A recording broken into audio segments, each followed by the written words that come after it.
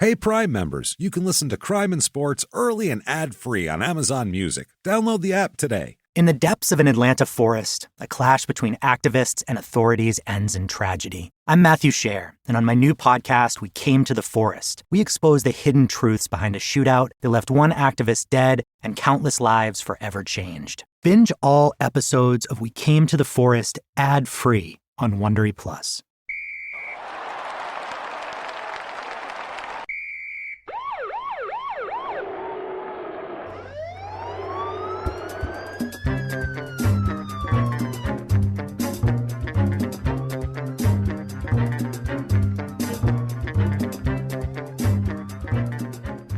Welcome back to Crime and Sports. Yay! Oh, yay, Jimmy. A year's worth of yays. A year's worth are done, James. This is my name is James Pietragallo. I'm here with my co-host. I am Jimmie Whisman. That is your 54th yay, my friend, by the way. 54th yay. This is our first episode of our second year of CIS. Cool. We finished up. We did 53 episodes in our first year. We did one a week plus one bonus episode. Plus Ryan Leaf.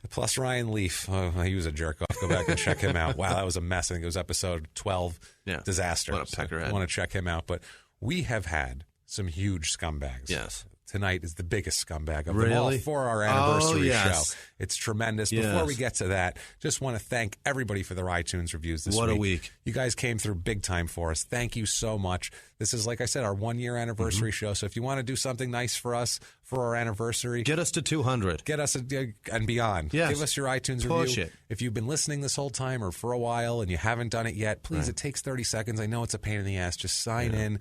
Do it. It really helps us. Just give us 5 stars. Tell us you're following instructions or directions. Say whatever you want. Right. But just do it. It really, really helps us, and we really, really can't tell you how much we appreciate it. It does wonders. It's the best thing to do for the show. If you're a new listener, get on that. Do it. Join the club. Fuck? Come on. What are you guys doing here? Yeah. If you're a new listener, welcome aboard. You have picked quite the episode. You have picked quite the episode. In a year, we had 54 of terrible people, basically. We've had some bad ones. We had our Eddie Johnson, who raped an 8-year-old girl, which you don't get any worse than that. No. We've had Tom Paine and his dish towel. Yeah. We've had burned up bodies in car trunks. We've had plenty of MMA fighters gone awry. Stranglings. And the guy last week cut a man still beating heart out. Out of the chest. Out of their chest. And this guy's worse. Ugh. This is worse. This week we have our first, a genuine, bona fide serial killer. Yes. Actually, I know we sound excited about that, but there's only it's crazy. It's crazy. This guy was actually a professional athlete, and he was quite the prolific serial killer.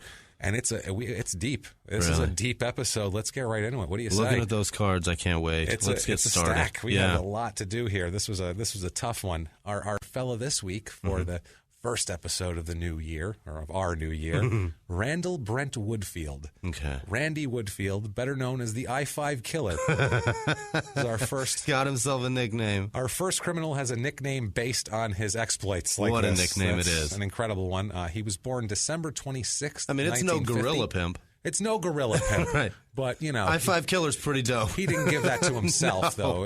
Gorilla Pimp, you have to name yourself Gorilla Pimp. No, maybe if he gave himself a nickname, it would have been even better. Right. But he's born December 26, 1950. He is from Otter Rock, Oregon. Okay. Small town in Oregon, up about midway up the coast in Oregon. There, it's a coastal town. Yeah. He grows up in a very nice family. Yeah. That's the odd thing. Like, this is not one of these situations where there was a lot of abuse, or they grew up in a foster home, or they grew up with a horribly abusive mother, and they did none of this with this guy. He grew up in a very nice household, upper middle class, had a really nice father, had a managerial position at Pacific Northwest Bell Telephone Company. Oh, wow. Very well-respected guy. Mother was a homemaker, stay-at-home mom. Yeah. This is a very Leave It to Beaver type of thing. Sounds like it. He is Beaver Cleaver, like 1961, 11-year-old kid Beaver hanging with out. a cleaver, it with sounds a like. cleaver, yeah, exactly. Beaver the Cleaver. He has 2 older sisters that one becomes a doctor, the other becomes an attorney. Wow. So this is a decent family. He does not come from, he became a professional athlete. They became a professional. This is not the Texas Chainsaw Massacre people sitting here drooling on each other and jerking off on themselves. This is a completely different deal. This is a weird case for a serial killer. The only thing that comes up that he brings up later is later on he said he felt like women dominated his home. This is all very You could tell he's got issues from this right off the bat. He doesn't like a strong woman? He said that he felt women dominated his home. He resented his sisters for being older and having more privileges because of their age, which that happens. That's every family. Yeah, you earn it, fucker. Exactly. The mother was the disciplinarian, and he said he felt humiliated when she punished him.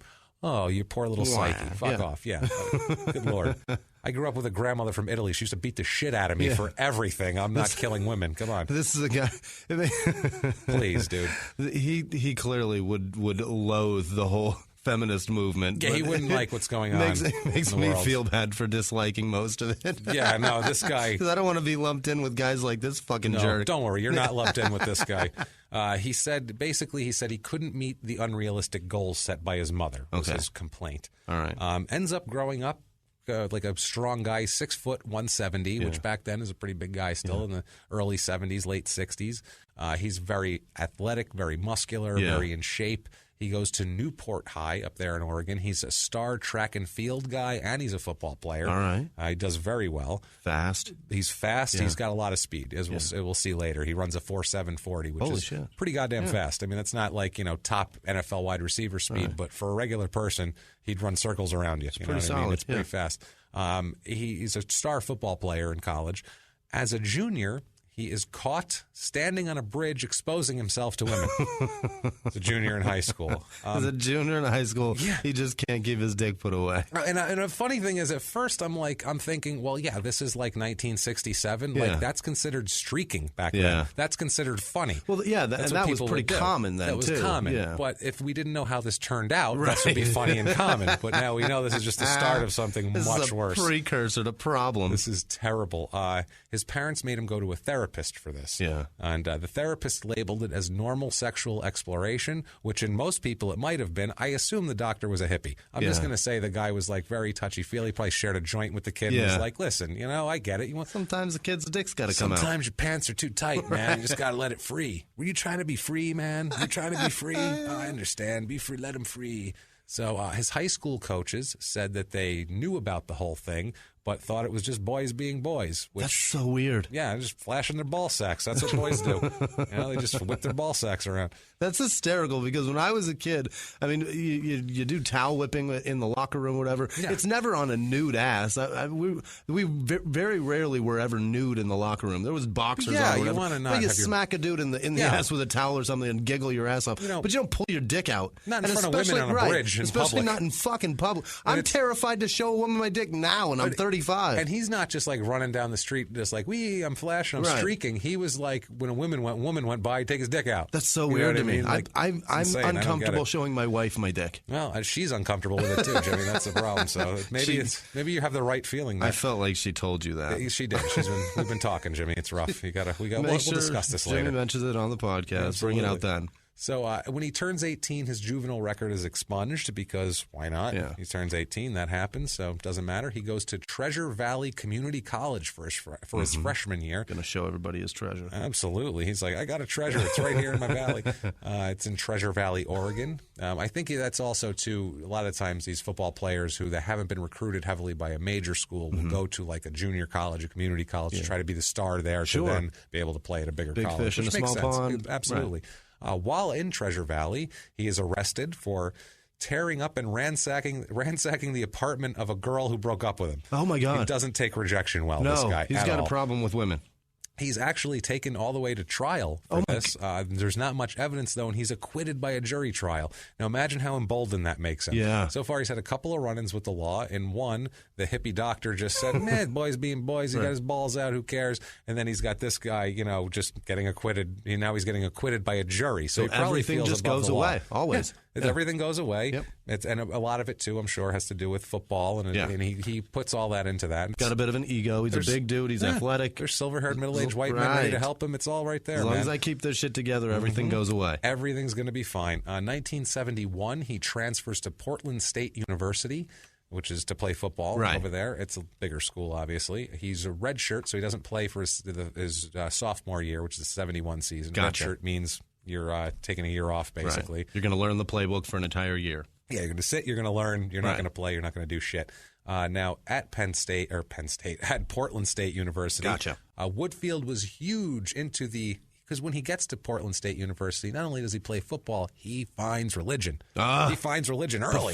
Before everything, which is hilarious that sexual exploits were in this thing, and you just confused Portland State with Penn State. With Penn State. It's hard not to when you're dealing with sexual assault. That was awesome. It really isn't. So he's huge into the Campus Crusade for Christ and the Fellowship of Christian Athletes. Oh, my God. It's an organization in school that he's super into. The worst. Former teammate said of him, quote, "It seemed real important to him that he come across as someone who would do the right thing, almost like it was keeping him together. Like, if I just pray a lot, I won't have my balls out." It's like his glue. It's his glue, yeah. If I pray a lot. It's like his zipper. It's the zipper that keeps Christ it all inside. It's like like a Catholic school dance. They'd say, "Leave room for the Holy Ghost in between." That's the same thing with that. That's hilarious. Have Christ pull your zipper. Christ would want your zipper to be up. 1972 on the field, he catches 5 passes for 97 yards as a junior. The press guide says about him, the Portland State press guide says he's, quote, "a sprinter in track, gives solidarity in a reserve role, and has all the potential." That's what the media guide said about him. They like him. They like him. August 7th, 1972, he's convicted of indecent exposure in Vancouver, Washington. Did he lose God? What happened to the zipper, sir? Well, you know what? Like I said, I think it's a matter of he said, God made this, and he wants me to let it dangle. Jesus wants this scene. God made my zipper, and he made my dick. And he said it's Got perfect. Both. They're both great. It's in his image. He would want his cock out. Have a peek. Come on. So he's convicted of indecent exposure in Vancouver, Washington. He receives a suspended sentence. So, again, there's no punishment for it. So I mean, the charge sticks, but there's no punishment. No punishment. And back then, too, it wasn't like you could Google something or get on computer records. You had to go down to a court and ask for the fucking pay. You know, it was hard to figure out if someone had gotten arrested back then. I'm assuming that indecent exposure is a minor thing to everybody back then. It was. Now, it was a misdemeanor. Okay. Misdemeanor Nobody deal. gave a shit because now, I mean, you do that shit and people find out about it. They look at you different. You're a sexual, you're a problem. Registered sex offender now. It's insane. You're a deviant. You are. So while in the Christian fellowship there, he played on the Bible study basketball team. Oh. You want to guess what their name was? The Crusaders. The God Squad. Jesus, what? The God Squad. And there's the pun for this week. We don't even need one. It's right there. The God Squad. What a dipshit. That's why I asked you to see if you would come up with that. Who knows? It's probably been named by assholes in the past. For years. Decades-old assholes have done this. Horrific. He acted very religious, but Bible study people said they'd see him in like shady parts of town sometimes. Like, why is he walking around over there where the hookers are and shit? Teammates said, quote, "Toward the end, he became very irregular, started doing weird things." Teammates started saying he led a double life. Yeah. Basically, one teammate said, quote, "He'd date showgirls. He'd go to topless clubs. When he moved into an apartment by himself, he'd have these girls over. He fooled a lot of us for a long time." Yeah. He's just like this pretend Christian. He's just like, listen, the Lord and everything else. Right. And, look at them titties. Like, that's what he's doing. Them titties, Hold on, let me get my zipper down. Wait, she might want to see this. She needs to see this dick. She has got to see it. 1972 starting quarterback for the team named John Carey said about him, quote, "He was a suave, sophisticated fella, confident in himself, but not to the point of being cocky. He's good with the ladies, basically. Girls dig him. He is Mr. 70s style. Okay. He's got dark hair, muscular. He has like a Magnum P.I. Tom Selleck mustache, like 1985 Tom Selleck. Butterfly collars. Porn mustache going in the 70s. That was hot shit. You had a little chest hair and some dark curly hair and a mustache, boy, you're getting pussy deep in food at that point. You are getting some. It's everywhere. You don't even. You might as well just leave it out because they're going to come running. Basically, I think for him, but he's still just going to have to dip it from mouth to mouth anyway. So just keep it out. You got that mustache. Right. What are you supposed to do? You get carpal tunnel pulling up and down your zipper. Well, that's why there's the Lord for help with that. That's why Jesus exists, buddy.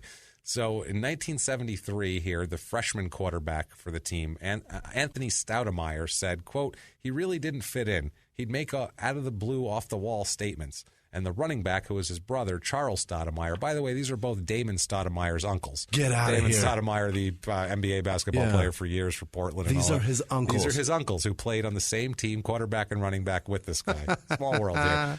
He said, quote, Randall was always grooming himself. That even carried over to the way he played. He seemed like he was more interested in looking cute out there than getting the job done. Unbelievable. That's what they say about him a lot. That's a man that brushed his pubic hair. He's insanely narcissistic. Yeah. And back then you'd want to fluff and brush and really blow him out, get him puffy. Yeah, you were like, I need to really get this puffy and get a real nice fro going. I want this fro so big that just the tip sticks out. You want the puff to be seen in your tight jeans. You want people to go, that is quite the coif he's got in there, boy. Let me tell you something. That is puffy. An anonymous Portland State University teammate said, quote, he was a little strange, maybe stranger than we thought. You just had a bad feeling about the guy, like there was something underneath his mask. Yeah. So a lot of people had a weird feeling. Another guy here, a linebacker from the team named Bill Hansen, he said, quote, he was quiet and abstract. He made my girlfriend nervous. 44 years later, she's my wife. She had an eerie feeling about the guy. He made her uneasy. And she was right. She was absolutely right. Yes, so some people have the intuition about it. June 22nd, 1973, he is arrested for indecent exposure, resisting an officer, and attempting to elude arrest. The resisting charges are dropped. I just saw it all happen in my head, too. Oh, yeah. The cop's like, hey, put that dick away. And he tried to grab him, and he's like, no, and pulled his arm away and tried to run. Pushed him down and ran. And this poor cop had to tackle a guy with his dick flopping around. What's his balls going? Try to tackle a world-class athlete with his balls flopping around. Great. Lucky me. Why'd I sign up for this fucking job? That's an awesome one. Poor guy was probably campus security. He's like, back then, I'm making $1.50 an hour. To wrestle this man's dick to the ground. His balls were on my forearm just now. I don't like this at all. He's convicted of these charges. They dropped the resisting arrest charges. He's convicted of the other two. He's sentenced to 5 months in jail. Never serves a fucking day. Wow. Never serves a day. How does he get out of that? That I have no idea. He gets out of a couple things. I mean, he's everywhere here. The coach of the team, Coach Stratton, said he didn't know about the arrests. And he also, if he did, he would have told NFL teams that came around to look at him, which one did. And we're going to get into this here quick. And then sports is going to be over fast because this is all goddamn crime, boy. Let me tell you something. Mike Brundage, who was the Portland State offensive coordinator, said, quote, one summer, it might have been his junior year, he got into some trouble in a parking lot outside of Memorial Coliseum. He was exposing himself. Jesus. I can't remember if we found out then or we found out later. He tried to work with him and he tried to help him. He had some really good potential as a player, but he was having some trouble between his ears, which is my favorite old man statement ever. Nobody has said yet anything about the dick. Like, it's got to be a hog. It's got to be a monster of a dick. It's funny because it's never really brought up, too. And all the research I've done, and nobody's going to say anything because they're not going to be like, it was way too big. He had a monster, just a huge cock on the guy. Why the hell would it come out? Right. You don't want Why would it come out so frequently? He was not embarrassed of this thing. We'll get into the psychology of it, but it's more than that. My point is, it was huge because he had to show fucking everybody. I just like the old man's statement of he was having trouble between his ears. It's like instead of saying he was a dumb shit, he's like, he's having some trouble between his ears, this kid. I don't fucking know. Now, the 1973 press guide for Portland State said about him, quote, made giant strides last season toward becoming a top-notch receiver, an adequate blocker, and he became much tougher. He had 18 catches for 276 yards. The team was awful. They were 1-10. Jesus. They lost 59-0 against Nevada Reno, 54-7 against Puget Sound, which I don't even know if Puget Sound. You ever heard of that football team? I fucking haven't. No. But yeah, awful team. They ran most of the time. He didn't have much chance to catch anything. Something tells me after the game while they're hitting the showers, he is just laughing. He can't wait to get out of the locker room because he's like, I got to show somebody this dick. Well, I think he's excited because he gets to go into the shower. He's like, I can strip down and I won't get arrested Check this out, for everybody. Yay. He just prances around. I get to show you guys my dick and you can't do anything about it. He's the guy when everyone else was dressed, he was still sitting there like putting deodorant on with his balls just hanging out, looking got around. His foot on a fucking bench. Hey, buddy, how you doing? like Top Gun when he comes over to Tom Cruise with his Val Kilmer. That's what it was. I feel like one of those with everybody at the towel. Hey, buddy. He's talking about plays and everything to keep him there longer. Tell you about this button hook I've been thinking about, pal. I'm going to come in. I'm going to cut in, and you hit me with that bad boy right in the bread basket, if you know what I mean. Knee up the whole time. Jesus Christ. Now, what a conversation. So, really, somehow the Green Bay Packers take note of this guy and they come to scout him. In the fall of 73, a Green Bay Packers scout comes to the practice field to check out Randall. Yeah. Check Randy out. He was the team's leading receiver. And the coach, Ron Stratton, who we mentioned before, he was a new coach. He's not a silver-haired, middle-aged white man. He's actually a 29-year-old black man. Wow. He was only the second black coach in the history of the school. Good for him. him. 29 is super young. He played at the University of Oregon, like 8 years earlier. Yeah. So that's really good for him. Really good for him. He was the new coach. He didn't want to oversell Randall. Didn't want to oversell Randy to the scout and look like an idiot later. Yeah. So he was trying to play it cool. Yeah. He said Randy was good. He told the scout, quote, Randy runs decent routes and he's good to the outside. He also told the scout that he doesn't like to get hit, though. Said he doesn't like to go over the middle, Randy. He said, quote, it's a point of character. Woodfield doesn't have that. He doesn't like to get hit. Woodfield doesn't want to mess up his face because he's got ladies to impress. Exactly. And everybody says it. All of his old teammates, they all say the same thing. They're like, man, he just, if it was going to be contact, he would slow up a little. Yeah. He wasn't going to go over the middle and get walloped. Right. It just wasn't. And back then, you could nail a receiver over the middle. It just wasn't going to happen. He'll here. just bat it down. Coach Stratton said that he did not like confrontation. Randy didn't like confrontation. Said that he was one of the most coachable players on the team. Said he was very friendly with coaches. He said, quote, he was always bopping around our offices before heading to class. It was like he just wanted to hang out with us. So another thing that's odd, he does not get along with peers well. He can't really hang out with peers very much. Fascinating. Sometimes he's kind of weird with certain peers. It's strange. He gravitates toward people that are...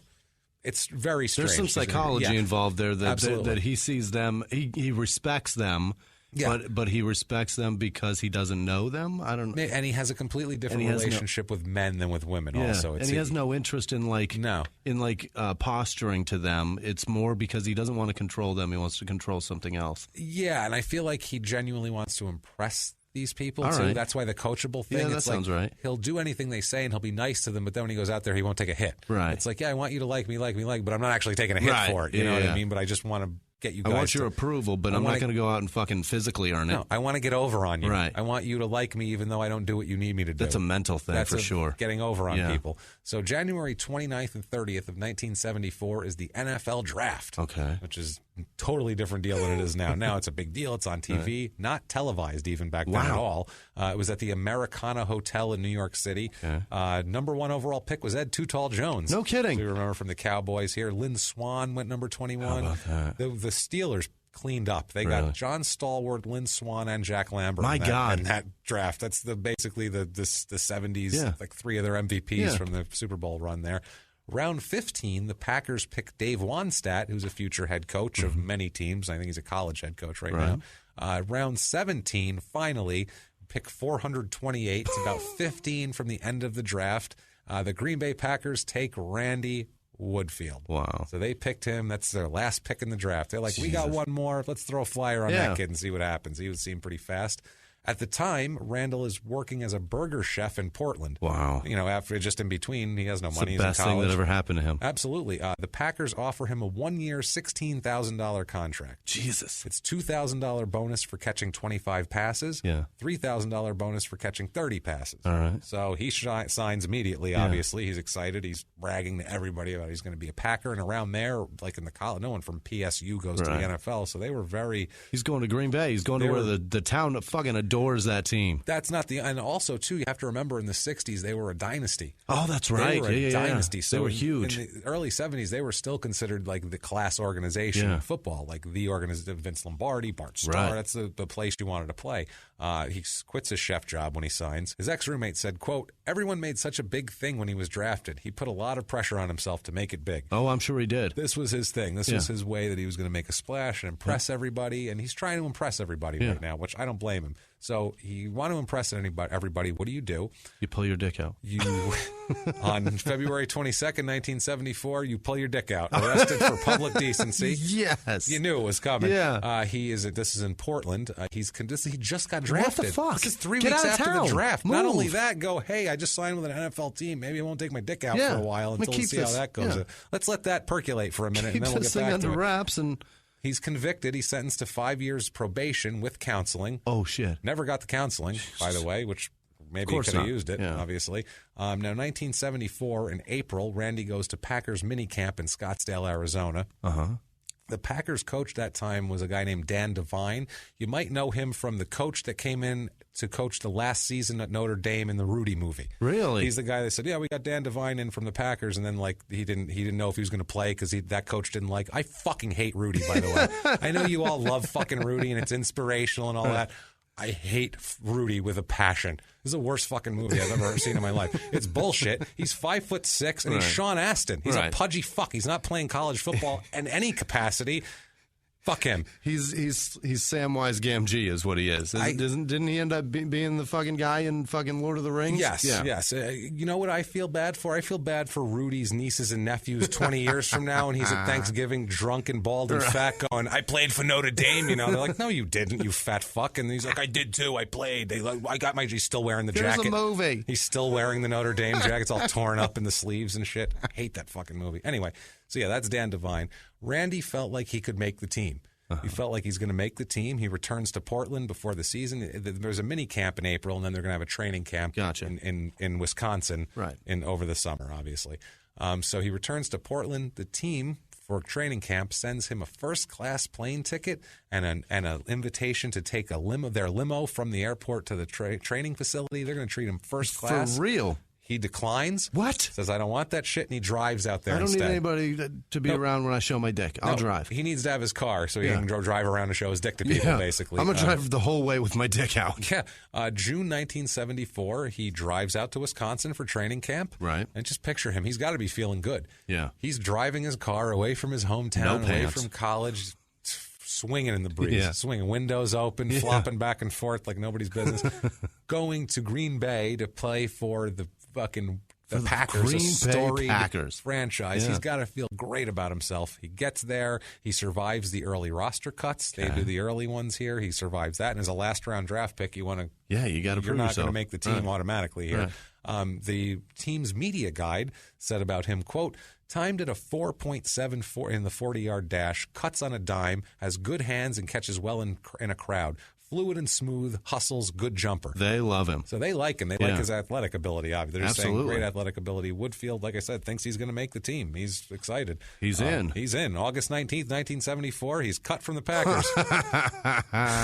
Woodfield says it's because the Packers were concentrating on the running game instead of the passing game, which is true, but that's not why they cut him, actually. Local police said that the team was concerned with off-the-field issues because they're in a small town in Wisconsin, and if you take your dick out all over it... People find out.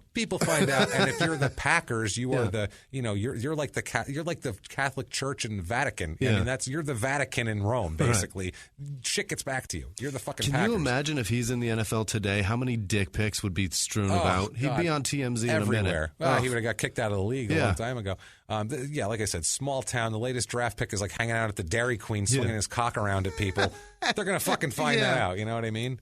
By the way, it's pretty funny that I just said Dairy Queen out of my ass because that's going to come up later. Fall of 74, he stays in Wisconsin. Okay. They cut him and he doesn't move back to Portland. He stays in Wisconsin. He didn't go home? No, he moves to Oshkosh. He works as a press brake operator at the Oshkosh Truck Company, or Oshkosh Truck Corporation during the day, and he also makes the semi-pro team around there, the Manitowoc Chiefs. Manitowoc has been making a murderer town, by the way, so he was hanging out around there. Same time, Stephen... Steve Avery was... Well, Steve Avery is 50-something? Yeah, maybe Steve Avery as a kid went to a Manitowoc Chiefs game and saw this asshole running around and gave him ideas. This is what happened. By the way, he fucking killed that girl. I'm sorry. Yes, the police did plant evidence and he killed her. Both. It could both happen. Sorry, it can. I'm fine with that. So Randy thought that the Packers would see him playing for the local team. If he stayed around, the team execs would go, "Hey, that Woodfield guy we drafted is doing a hell of a job over there," and then he'd maybe re-sign him. Bring him back up. At least for the practice squad, something, basically. But no, because he's taking his dick out all over Wisconsin.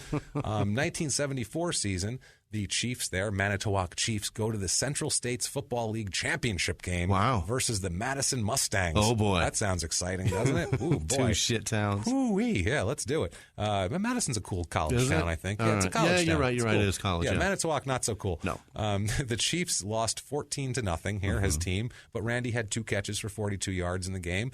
Packers didn't fare much better that year. They went 6-8 in 74. Oh, shit! I think Dan Devine got shit canned. I think that was his last year. Then he went to Notre Dame to coach Rudy. So this is the timeline. He's here, cuts Woodfield, goes to coach Rudy. That's this guy. Okay. Now I'm convinced that he has a huge hog. By the way, if he's flashing it in cold ass Wisconsin, he has a huge hog. Either that or. Look at it this way. I don't know why I'm fascinated with his huge hog, but I know that he has a huge dick. It could have been shrunken up to the point with the cold, and he still didn't care. That's the thing about this guy. You can't see it beyond the pubic hair tuft. No, God. That's the thing. No one you can see their cock back then. You wanted to hold it. You wanted to hold it in with your, maybe it was for warmth. It's like a leather jacket. The wind can't cut through it. It's a cardigan, basically. It's like, I'm just going to wrap it up in this. It's nice and soft. It's very good. I love it. So after the 74 season, even though he had a really good year on the field, the Chiefs cut Randy. What? This is how fucking much of a disaster he is, that even a shit semi-pro team that's probably paying him $50 a game still doesn't want him around. Too fascinated with your own dick. There was off-the-field rumors, and the rumors were right, because even though there weren't any public arrest records that could be found, basically, because back then they were a little shady, and especially in the small towns, a private investigator later found that he was a part of at least 10 different indecent exposure cases in the state during this year. 10 cases. Yeah. That means there was way more times. That's at least 10 that he found. So who knows what else happened in some back, and that were reported. That's fucking. That's what I mean. He probably did 100 of them. There was thousands. Unbelievable. So the cop said, "quote He couldn't keep the thing in his pants." That's what a Wisconsin police. We know that already. That's another one. He had trouble between his ears. He couldn't keep the thing in his pants. I think I wanted to hang out with those two, the cop and that old coach. Maybe the cop was saying he couldn't keep it in his pants. It was too big. It was coming out the bottom of his pant Maybe leg. that's his problem. His pants burst. maybe he wears the pants, but it's a tight style in the 70s, and when he gets up, the seams pop. It just falls out. It falls out. It hits somebody right in the face. It's so large. So Randy at this point, he's got nothing now. He ends up having to go back to Portland because he doesn't have a job. He doesn't have a football. What's he going to do? Hang out at the Oshkosh Truck Corporation? Right. What's the point? Might as well go back. Move back to your hometown. So far, he's found religion and moved back to his hometown. Absolutely. He's a fucking 0 for 2. He's not a junior. We can't help that. But the rest of it, good Lord. He is 3 semesters short of graduating from college, and everyone's like, why don't you just go back and get your degree? Because he can go back still on his scholarship from the thing. And he said, no, don't want to. What? Doesn't want his degree. Floats from girl to girl, job to job, apartment to apartment. He's doing month here, month there, breaking up with. He's a mess, basically. His life is already in ruins. It's falling apart. He's 25 years old. Jesus. He's 25 years old. He's already a washed up. Just a washed-up guy back in Portland. No thoughts of getting his life together because he has the opportunity. You can just go, and I imagine college then didn't cost much. He had 3 semesters. No, and especially in state, he had a scholarship. Yeah, he's still on a scholarship. He could still go finish it and be done. I guess he was eligible for that because of he played out that year, so that allowed him to be the academically eligible. Now, a lot of this, I have to give credit to somebody here. A lot of this comes from an article called The Interstate 5 Killer from Sports Illustrated. Right. It is by a brilliant writer named L. John Wertheim. He wrote one of the greatest books I've ever read in my life. Right. Guys, seriously, go out and get this book. It's called Scorecasting: Why We Win. Okay. And it's all about the psychology of sports. And it's fucking amazing. All right. They get into the statistics and the psychology of it are incredible. And it's like, why does the team that's behind by 20, why do they rush back so much and get back in the game and the other team can't stop them? It's psychological. It's amazing, the study they do. The work this guy put into this book and this article, for that matter, are amazing. I love this guy. It makes sense that he'd be the guy that he writes the story of why does this guy's dick keep coming out and no one can stop it. It's true. He wrote a great story. So a lot of this is referenced. I mean, there's a ton of other references too, but a lot of it is him. And honestly, he just gets the credit because you could read this and really get the whole idea of who this guy is and everything. Just going to take a quick break from the show to tell you about our sponsor, Sherry's Berries. You have got to try Sherry's Berries. No regular Valentine's Day gift. None of this flowers. Don't get her just a box of chocolates. Don't get him or her a box of chocolates. You got to get him Sherry's Berries. I'm telling you guys, I got the original box of Sherry's Berries that they sent me for being they're our sponsor on the show. So they send them to us to try out. I ate them all on my own. That was a huge mistake. Then I smartened up and I used our special offer to get more Sherry's Berries to give to my girlfriend. I'm telling you, I was not sorry. The offer, this is so great. Freshly dipped strawberries from Sherry's Berries starting at just $19.99 plus shipping.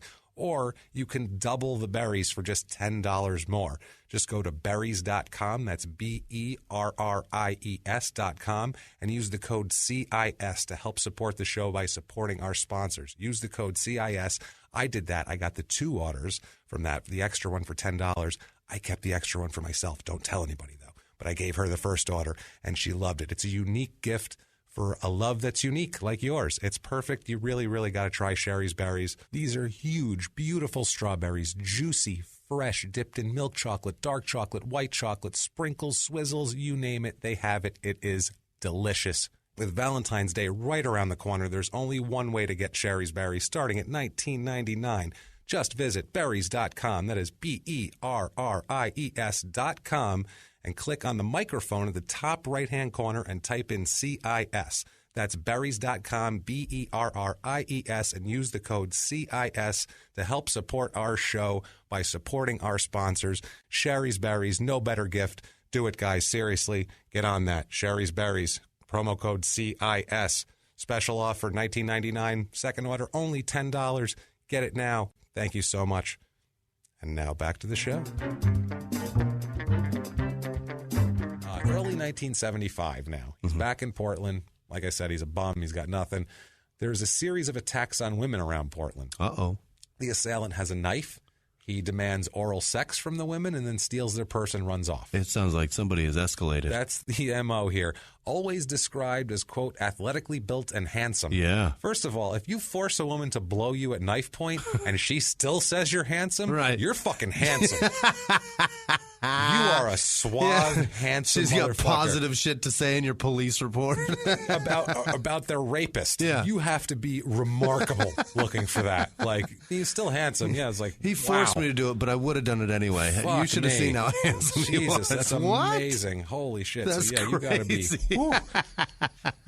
So March 5th, 1975. Jesus Christ, I can't get over that. That's hilarious. So who raped you? He was a handsome guy. What? Wouldn't that make him ugly? Very Clooney-esque. Yeah. He had a huge hog. It was adorable. Giant. It was good. No, we shouldn't say. These poor women got I know. Their lives, but still, it's their like lives are ruined. But how did they say handsome? How could they even Christ, say that? I guess they're being honest if they thought he was handsome. But still, unbelievable. Well, he's drawing the composite. No, that one's too ugly. Keep going. No. His eyes, more almond. Really, the shape of just, they're beautiful. They're beautiful. Great bones. Great cheekbones. Sensual lips. Can you do that with your pad? Can you write that? Can you draw sensual lips? I know you're a policeman. So March 5th, 1975, a woman is attacked by the described attacker, same thing, athletically built and very handsome, while walking through a park. Okay, this is after a long series of attacks in Portland. This guy jumps out of the bushes with a knife demanding money. Yeah. At the same time, a shitload of cops jump out and tackle this guy because it's a sting operation. Awesome. That's a cop that was walking. The woman's a cop. They were setting up whoever's been doing this. And guess what? It's Randy with a fucking knife in his hand. Luckily, his dick's in his pants, but the rest of him, he's got a knife, and he's like, oh, shit, busted. Yeah. So now he's in trouble. This is serious. You can't be robbing people at knife point. This isn't swinging your dick around and woo, the Dairy Queen. This is different. You know, hey, more hot fudge on that. So March, they charge Randy with robbery. He gives a long interview to the police, tells police that he doesn't drink or smoke. Well, he does rob fucking women and assault them. Have a Marlboro, asshole. Go ahead. Knock yourself out. I don't drink or smoke. I clearly would not do this. Really? No, is that the line? No. He says, but he does say that he's a faithful Christian, which clearly he is. And he says that he has impulse control issues and, quote, sexual problems. Mm-hmm. No shit. I would say so. Says he took steroids to keep himself muscular. Is he going to try to blame this shit on that? And said that he thought maybe that was the cause of his increased sex drive and aggression. Actually, they say that goes opposite, don't they? For sex drive, yeah. But aggression, maybe. I mean, you are filling yourself up with testosterone. And maybe you're aggressive because you can't come. And if you already have your cock out and you're being aggressive sexually, maybe you're like, well, next step. Right. It's already out. I might as well have somebody touch it. Now, Lieutenant Paul Weatherby, he's a detective in Portland, said, quote, There was a conventional wisdom back in the day that someone who was an exposer or a peeping Tom wouldn't elevate to more serious crimes. We've learned that there's nothing further from the truth. Yeah, exactly. Nowadays, they know it's like, oh, he's taking his dick out. That can get worse. Right. We better intervene now. And that's why there's a stigma attached to people who pull their dick out. Because that's why you're a sex offender. In 6 months, there's going to be a body in your wake. Exactly. April 1975, he pleads guilty to reduced charges of second-degree robbery that. He's sentenced to 10 years in prison. Whoa. Not fucking around now. No. And none of this suspended And he's bullshit. sentenced to 10 years in prison. Now, while in prison, he's a very prolific letter writer, by the way. He loves to write letters. And I guess back then, too, letter writing was a bigger thing because you didn't, unless you called someone, you had no other way to talk to them. He sends letters. He begins corresponding with an old high school friend of his, a woman named Sherry Ayres. A woman? A woman named Sherry Ayres in 1978. There's a picture of all the letters and all the envelopes, and this is literally the only way that I figured out when he started corresponding was I zoomed in and found the postage. Look at postmark. You little sleuth, you. It started in like January of 78. He started corresponding. I thought you were with her. great at Where in the World is Carmen San Diego. You son of a bitch. Love that shit. I like it. She's in Reykjavik. So, I don't know why that always caught my eye in that game. So, he's in prison. He's meeting with her. Also, some of his high school and college teammates are also sticking with him. All right. Because some of them liked him. Some of them said, hey, he's a good guy. One teammate said, quote, we visited him a lot, myself and other friends. We were supporting him and behind him. He was considered a model inmate. He wrote these Apostle Paul letters to us, similar to the language and phraseology and salutations of the Apostle Paul. We thought that was strange. Yeah. It's like, we all supported him. He was writing us weird letters. Yeah. That was a little off. Probably best to stay behind him anyway if his dick's always out. Yeah, let's stay behind him. You never know what's going to be spraying all over the place. Now, July 1979, after 4 years in prison, he's freed on parole. 4 years. 4 of the 10. 4 of the 10. And he gets paroled. Kicked out of prison here. His Portland State University teammates threw him a party to celebrate his release. That's nice of them. Really nice of them, right? Here's a quote from one of his teammates who helped organize it. Quote, he showed up 2.5 hours late. That was the last contact I ever had with Randy's. They were like, dude. Well, you threw a party for a fucking creep. Well, on their side, they're like, we supported this guy for 4 fucking years. Everybody said he's an asshole and everything. He's in prison. We support him. We throw him a goddamn party. Can't even show up. Show up with your dick out. We don't care. Just show up, dude. Put the knife Showed away up and 2 hours late. I was trying to get my hog back in my pants. Right? God. An ex-teammate said of him, basically on Randy's behavior. This is a roommate of his during this time when he got out of prison. Said of his behavior, this is somebody told this guy. He said, quote, he told me, quote, Woodfield is really weird. He's not sleeping. He's going 24 hours a day, 7 days a week like a wild man. We thought the dude's been locked up. He's just releasing some pent-up emotions. What's he going at? He is not releasing. He's releasing a lot of pent-up something, but it has nothing to do with being locked up. And let's see what he's doing here. There's a few things. Then we're going to get into one of the biggest runs of criminality in the history of the world. I'm not even kidding. 1979, right when he gets out of jail, he attends his 10-year high school reunion. Gets out just in time for that. Hey, he just got out of prison. Look at me.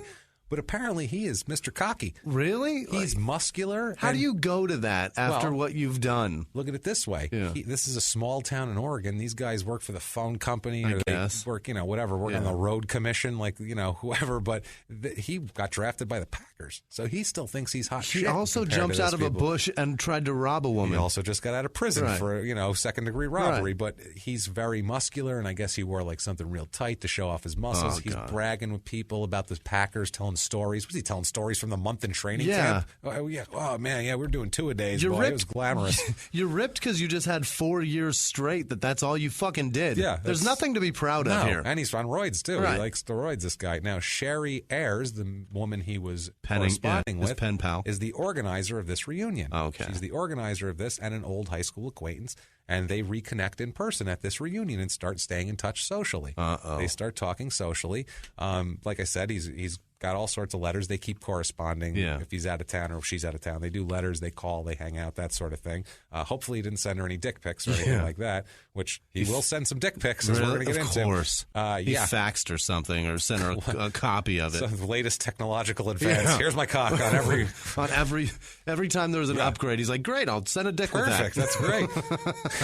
He got late 70s now. Once he got out, this is like 79. He'd go to Portland State to work out with the receivers. This happens a lot. If it's an old college athlete, he'll go to his alma mater and work out with the team. It just stays in shape, and it builds. It's kind of like a family thing. These teams, you know, hey, he played here. He's an alumni. Right.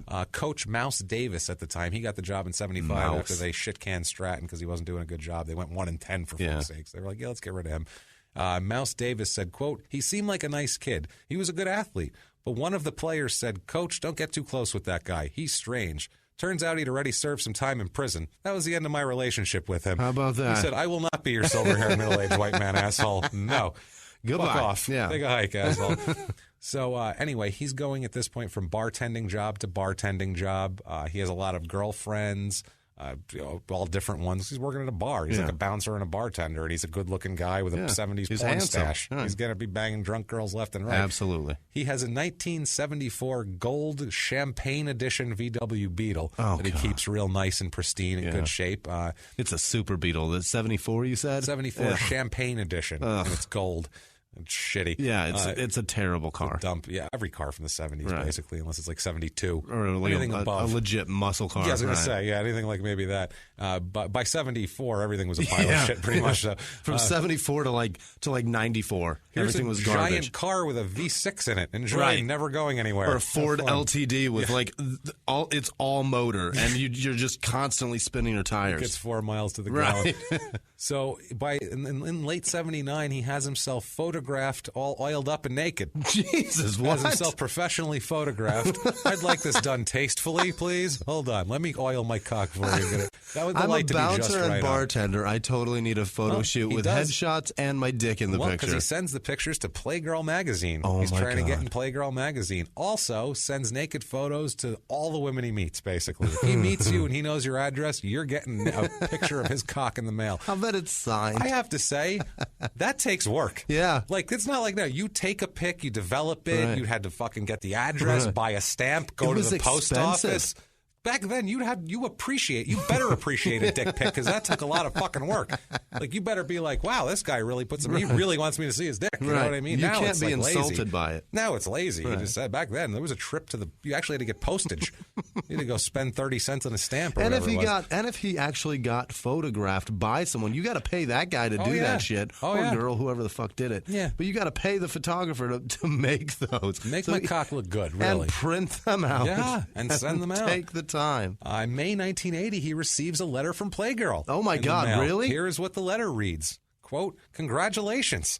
You have been selected for possible publication in Playgirl's Guy Next Door feature. Please return model release and information sheet as soon as possible. Don't be discouraged if you do not hear from us right away. We consider all submissions each month. Playgirl will notify you when we determine the issue for which you have been selected. Thank you for your time and patience. Playgirl looks forward to seeing more of you soon, which is fucking more gross. Of you. That's disgusting. You've seen it all, mister. Yeah. But, what more do you want to see in Playgirl? You want to see my actual asshole? I think maybe they do, or he wants to show it probably. I don't think he'd have a problem showing his actual asshole. I think he'd be like, yeah, my asshole belongs out there on the street. It's right back here, matter of fact. Yeah, come on, guys. It's right behind my ball bag. If you want to take a peek at that, I'll show it to you because I'll have it out at the Dairy Queen later.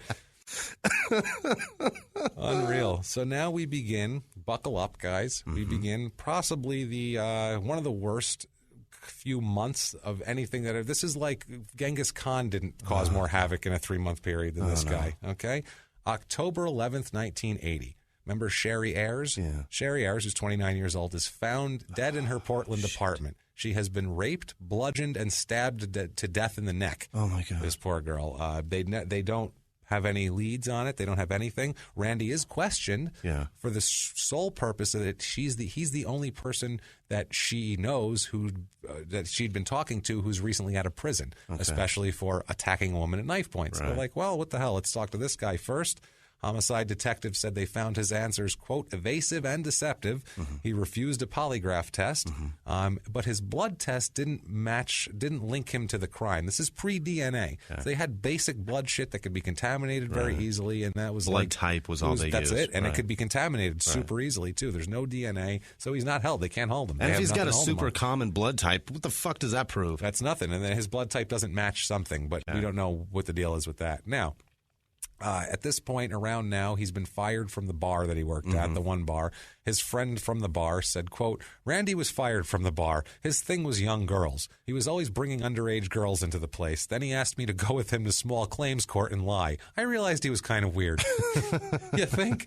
He's trying to bang young girls and wants me to lie in court for him. This is kind of strange. He's got people taking him to small claims court. Small claims. There's enough people that are pissed at him that people are worried about $50. Who knows? Jesus Christ. Now, on November 27th, 1980, this is about a month later, this is in Portland, Oregon, 22-year-old Darcy Fix and her boyfriend, 24-year-old Doug Altig, are found dead in Fix's home.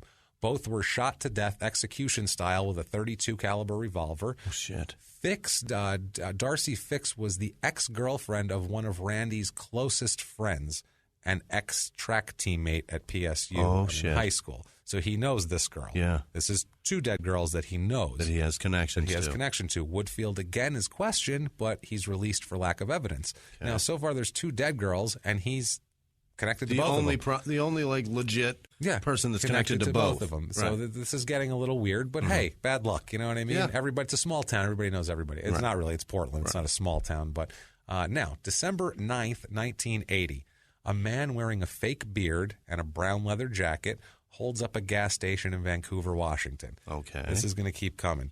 Okay. Now, all of these so far, these three, the robbery and everything we're going to talk about now, all take place along the I-5. Okay. That is the Interstate 5. It's a highway that runs 1,381 miles from Mexico all the way to Canada. Okay. It's slightly inland. It's not like highway, whatever that is. What is that, one on the coast? Highway 1, that's PCH. Yeah, it's not PCH on the coast. It's not like that. Yeah, I know the 5. Some. Yeah. The 5 is some inland. I think it goes through San Diego, goes down to Tijuana. It goes from there all the way to Canada. Okay. And kind of runs a few miles inland off the coast there. So everything is off of this highway. Nothing that takes place is more than 2 miles off a highway exit. Really? Not one of these crimes. All of them are within 2 miles of that sounds fascinating. Exit. Yeah. So that's convenient. It's exactly. Get right back down and go up and down. Now, December 13th, 1980, and the last one we just had December 9th. Wait till you see how the dates start to get closer, and then shit starts happening on the same day. Oh, my God. In Eugene, Oregon, a man wearing a fake beard, and here's something that you're going to hear continuously, a Band-Aid described as looking like a piece of athletic tape across his nose. You know, like a lineman would do, or like a football player would like a linebacker wears on his broken nose. Exactly, one of those. He's got that. Like J.J. Watt has on his face every game. Every time, or like a old Tom Rathman fullback or something. Now, he robs a Baskin-Robbins ice cream parlor here, gets away with a couple $100. December 14th, the very next day in Albany, Oregon, a man wearing a fake beard again in the athletic tape robs a drive-in restaurant, gets away with $280. Okay.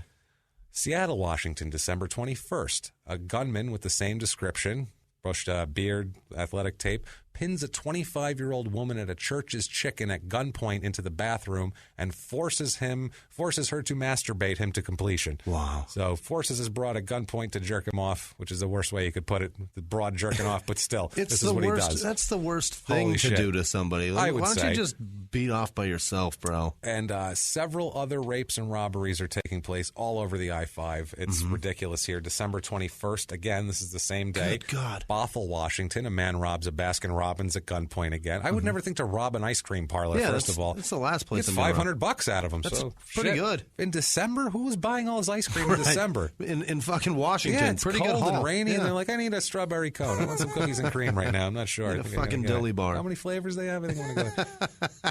So in all of these cases, too, the perpetrator wears gloves but takes them off to fondle his victims, always. Really? He pulls the phone receiver out as he leaves, like a movie, like yanks it, like, not going to need this, Don't takes call it with the him. cops. Yeah, takes it with him, throws it away, and tells all the robbery victims to count to 100. So he's basically like a 1950s like desert gas station robber. You count to 100 or I'll be back. And then he takes off in a cloud of dust. Like, that's what it feels like here. He stands by the door while they count to 20, and he's like, I can't hear you. I can't hear you. Better do it. And he just runs. Keep going. Keep going. Now, January of 1981, he's working part-time at a 7-Eleven in Portland, Oregon at this point. So that's his job right now. He's not doing great. He's a part-timer at 7-Eleven. Not even a full-time job. No, well, he doesn't have time because he's doing a lot of shit. January 8th, again here, January 8th in Vancouver, Washington, same description, beard, athletic tape, leather jacket, holds a gun on a female gas station attendant, steals $100 and forces her to lift her bra and shirt up. It was like a little, What is that? A little taste to hold him down between rapes. Like, I don't have time to rape you right now, but just show me those tits. All right, good. Now I'm out. I want to take my dick out and go to the next place. Show me them boobies. That's a weird, super weird. He didn't even touch him. He just wants to take a peek. I feel like it was maybe like more traffic, and he felt like he didn't have time. She's like, I'll just look at him quick. Yeah, right. And then he goes, steals $100 and goes. January 11th, 1981, Eugene, Oregon. Same thing. Beard, Band-Aid on the nose guy steals $35 at gunpoint from a grocery cart market store. So he's just running up and down, robbing the shit out of people. $35. $35. That's the 11th. January 12th. Now, next day in Sutherland, Oregon, man with a Band-Aid on his nose robs a grocery store, shoots the female clerk in the shoulder. Oh, shit. And steals $300 from the store. Apparently, she wasn't being cooperative, and he shot her. $300, and she got shot. She got shot. And at this point, in today's society, there would be all points bulletin, FBI notifying all of America. By the way, in the Pacific Northwest, we got a fucking problem. Well, this January of '81, the police announced publicly that they have a problem. They first call him the I-5 bandit, and then we'll see here within a week they change it to the I-5 killer because shit gets a little worse. Okay. So everyone's aware of this now. Now there's panic in the Northwest because basically anybody who's around the I-5, nobody's safe here. Yeah. It's constant. January 14th. Last one was the 13th, if you remember. Corvallis, Oregon. Fake beard, brown jacket, Band-Aid, forces his way into a home. This is this is horrible here now. This one. Now it's not businesses. Now it's people's houses. And he does this a lot, too. Forces his way into a home. At home is two children. Oh, fuck. An 8-year-old girl and a 10-year-old girl. Jesus. The mother is not home. The parents are not home. Rather than, leave or whatever, he forces them to undress at gunpoint, fondles the children, and makes them masturbate him at gunpoint. What the fuck? That's what he's doing now. I don't even know what to say about that because it's one thing, and obviously assaulting and raping anybody's not great, but 8-year-old and a 10-year-old kid? What the fuck does that even... I just get so uncomfortable. Yeah, my that stomach just made me super uncomfortable. That made me like go from... What a piece of shit. Ha-ha, his balls are out of the Dairy Queen into I don't like this fucking at all. This is making me... This is why I had bad stuff going on last night in my head. So now you guys know of the worst thing that could happen. So we're moving forward. Let's not talk about that part anymore. Not the worst thing that could happen. Okay. That is that's a drop nothing. in the bucket. That's just a ball hanging half out of your pants. That's not even a full exposure here. We're getting worse here. Now we have a profile. A profile comes out from the FBI of the I-5 killer. Profile is male, Caucasian, has a macho self-image, recently divorced or broken up, which he's always recently broken up. Right. Recent jail time, would be described as a nice guy, wouldn't be suspected by friends or neighbors, is a loner. Motivation is primarily sexual, and he has latent homosexual tendencies, which I think that's the best part of it. I feel like they threw that in just to piss him off. That's what I figured, awesome. too. I feel like that was like a little stick. They're trying to like draw him out. Like he'd be like, hey, I don't have latent homosexual. I mean, I no. bet he doesn't. Yeah, no, that guy can't. No, he's a man. That dude's a man. Didn't you say he was macho? He had a bravado, chicks, right? Right. That's all he likes is chicks. Like At he's least trying they to didn't force himself to like women. I would have been super impressed with that profile if he'd have been like probably played for the Green Bay Packers or some shit. Yeah, probably. Might have been a receiver. We're thinking an outside edge guy possibly doesn't like to get hit. Didn't like it going over the middle. Don't like that at all. So January 18th, 1981. It's about 9 p.m. Yeah. We are at the Transamerica office building in Keizer, Oregon. It's K-E-I-Z-E-R. Kaiser, maybe? Keizer. Kaiser sounds right. I guess. We'll go with Keizer. It's some shit town in Oregon with a Transamerica office building. Inside, there's some janitors finishing up their work, finishing up their cleaning, getting ready to go home. One is Shari Hull. She's a 20-year-old young lady. Yeah. She's a janitor. She's finishing up. A man somehow squeezes into the building. This is a locked, security building. Transamerican, is that like trucking company? I don't know. It's an office building. I think it's just the name of an office complex, and she's probably the Why janitor. do you break into that shit? There's nothing to rob there. Here. A man somehow he's described as handsome and muscular, wearing jeans, a leather jacket, and a Band-Aid or piece of athletic tape across his nose. Okay, he comes in, finds Shari Hull, grabs her with one arm, holding a gun with the other hand up to her head, and walks her down a hallway. Just as this is going on, another cleaner, 20-year-old Lisa Garcia, comes into the hallway, just walking out of a room. Well, he sees her now, so what do you think he does? Holds the gun on her, takes her too. Takes both women into a back room. This is another MO of his. He's always takes a woman and takes them into the back room, into a freezer, into a bathroom, somewhere secluded. He holds a gun on both of them, takes the woman to the back room. He makes them take their clothes off, forces them to the floor, sexually assaults both of them. Jesus. Then he shoots both women multiple times in the back of the head, execution style, with a .32 caliber again. God damn it. It's the same thing. Leaves them for dead. Yeah. Takes off. Hull is dead pretty quickly. She's bleeding out on the floor. It's not pretty. He leaves. Lisa Garcia's alive. Not a girl. He left one alive. She manages to get up and get over to the phone and call the police with 2 slugs in her head. Wow. Okay, yeah. Police rush to the building now because she said, my friend's been shot and we've been raped. And so this is all points bulletin, man. Yeah. They're coming. Police rush to the building. On the way to the building, an officer recalls seeing a muscular man fitting the description of the assailant standing at an intersection. But he said it's a mile away from the scene. Yeah. He said it was too soon. He said the cop thought he would have had to have been awfully fast to get all the way there by then. Like have a 740, like that kind of speed to do that. So he kept driving. He just was no way the guy got here that fast. He'd have to be like, got drafted by the Packers. Right. An NFL player or some shit. Wide receiver who doesn't like going over the middle, something like that. So Garcia they get her. She's still alive. And she makes it, Garcia. She doesn't die. Her. She makes it. She works with police on a description, and she is the one thing where they're like, we need you. Yeah. We need you. Yeah. She works with the police. She cooperates, the whole deal, obviously. Now, January 19th, this is the next day, 1981, in Vancouver, Washington. Same man robs a skating rink office at gunpoint. The things he's deciding to go after. Skating, yeah. It's a weirdest thing. I guess he's going for people who don't expect to be robbed. Right. People are sitting here. Yeah, we're sitting here going, why would you do that? That's why he did it. They're surprised. Right. They're like, oh, shit. Well, exactly. I don't know here, I guess. That'll never happen again. They probably think, that'll never happen again, whatever. Very creative. I think he maybe likes the cold. He's missing Wisconsin. Maybe that's what it is. He really wanted to stay in Oshkosh. Now, January 26th, 1981, in Eugene, Oregon, a man with a Band-Aid on his nose robs a Dairy Mart at gunpoint. It was like a small little store. Another thing, he's just robbing places for $50, $100. Dairy Mart. During this time, Randy is living in Springfield, Oregon, and he rents a room in a home with a family.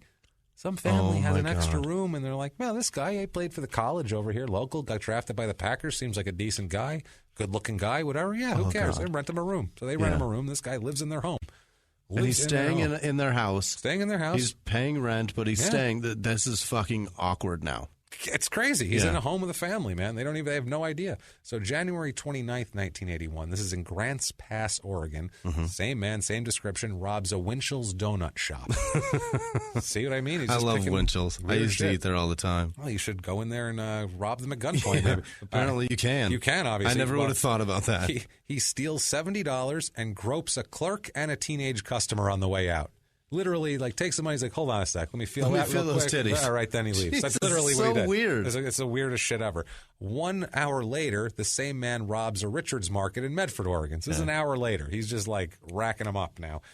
February 2nd, a few days later, Ashland, Oregon. Same man, tape on his nose, whole deal. Robs a Knights Inn motel at gunpoint. Okay. This is a spree. February 3rd, next day.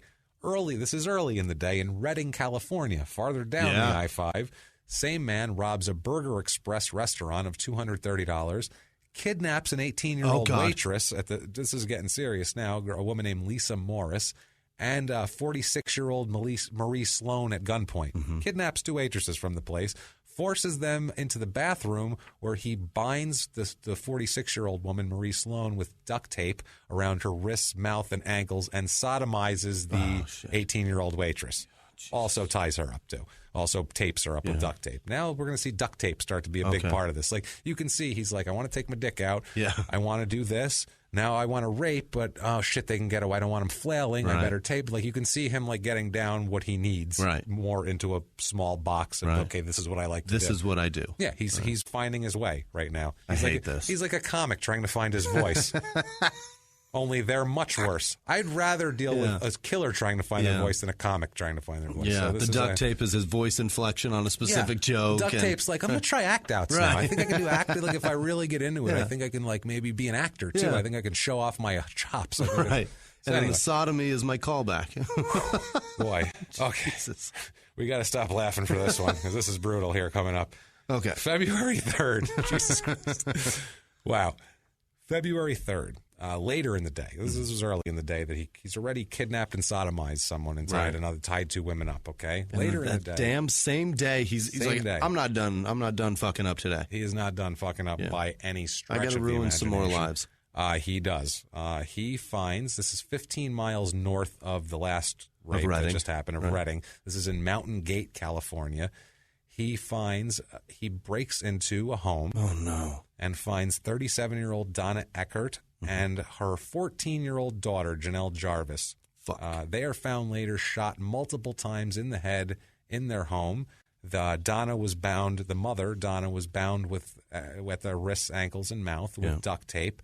And Janelle, the 14-year-old daughter, was found naked, not taped, naked and bloody. And the tests later on show that she was sodomized after she was shot and killed. Ugh. So now he's a necrophiliac. Now he's sodomizing corpses. So now we've moved to that. Now we moved to they don't even have to be alive. No. Fuck it. This is like... Yeah. And this is this started in October. Fast. Yeah. I mean, this is 3 months. And that was over... This Gone. is 2 hours later or whatever. Yeah, just a few hours later. He just sodomized a person against their will. That's not enough for this fucking asshole? And now he's got to kill him and then do it. And then do it again. Now, February 4th, 1981... Another robbery, kidnap, rape happens about 100 miles north from there, and this is the next day in Yreka, California. It's Yreka, Yreka. I never heard of that before. A man with a Band-Aid on his nose, obviously, gets into the car of a 21-year-old woman named Jessie Clovis, shows her the gun and forces her to masturbate him while she drives, ends up binding her with tape and raping her, too. This is his new thing. Now... Around this time, early February 81, a teammate of his, an ex-teammate, his last name's Saxton, I don't have his first name, runs into Randy at a TGI Fridays restaurant. Getting day drunk. He's still going to the Fridays, at night and hanging out. And he's like, I'm going to get me some cheese sticks and I get a couple of those fruity drinks, one of those big blue things. Yeah, let's wait till I put this Band-Aid on my nose and y'all better run for cover. Yeah, once the Band-Aid comes. That was the other thing, too. As he would leave the scene, he'd take the Band-Aid off and throw it away. Really? He'd chuck the Band-Aid. He doesn't need it anymore. It's like that's his gamer thing, and then the game's over. It's like Over the Top. We always reference that. Yeah, he turns his hat back around. He's like, all right, turn my back. I'm done with the match. Turn my hat back around. Hug my son. Yeah. Let's see here. Oh, maybe truck on down the road. Yeah, see if I can win this truck. So he sees these people, sees Saxton. Randy tells Saxton that they should start a city league flag football team. Yes, you should. He really, if anyone needs a hobby, it's this fucking guy. Get this guy playing some flag football. Get his fucking mind occupied. Saxton said he gave Randy his number. He said, I don't remember if he gave me his or whatever. He said, I know I gave him my number. And he said, quote, a month or so later, the news broke. This is coming toward the end of this. All right, good. February 9th, 1981, in Corvallis, Oregon, same man robs a fabric store. See what I mean? Who thinks to do that? He takes $300 from there. And some nice Argyle print. Yes, he gets some really nice yarn. See, he gets a multicolored yarn. He's making one of those really nice, what are those little hook things that you make? The hook and ladder. The hook and ladder. He's got a really nice tabby cat that he's going to do at home. It's beautiful. He's been working on it for a while. He needs the eyes. He wants to be that special green that really pops. You know what I mean? Really pops. A little bit of white for the sparkle. He's trying to impress the ladies. He's like, maybe I'll just take my cock out. Maybe I'll show him my fucking hook and ladder. My tapestry of this tabby. Something's going to impress these girls. I don't know. So February 9th, 1981, like I said, fabric store, gets away with $300, binds the clerk and a customer that was there, because there's only one customer. It's a fucking fabric store. How many people are in that? One old lady wandering around.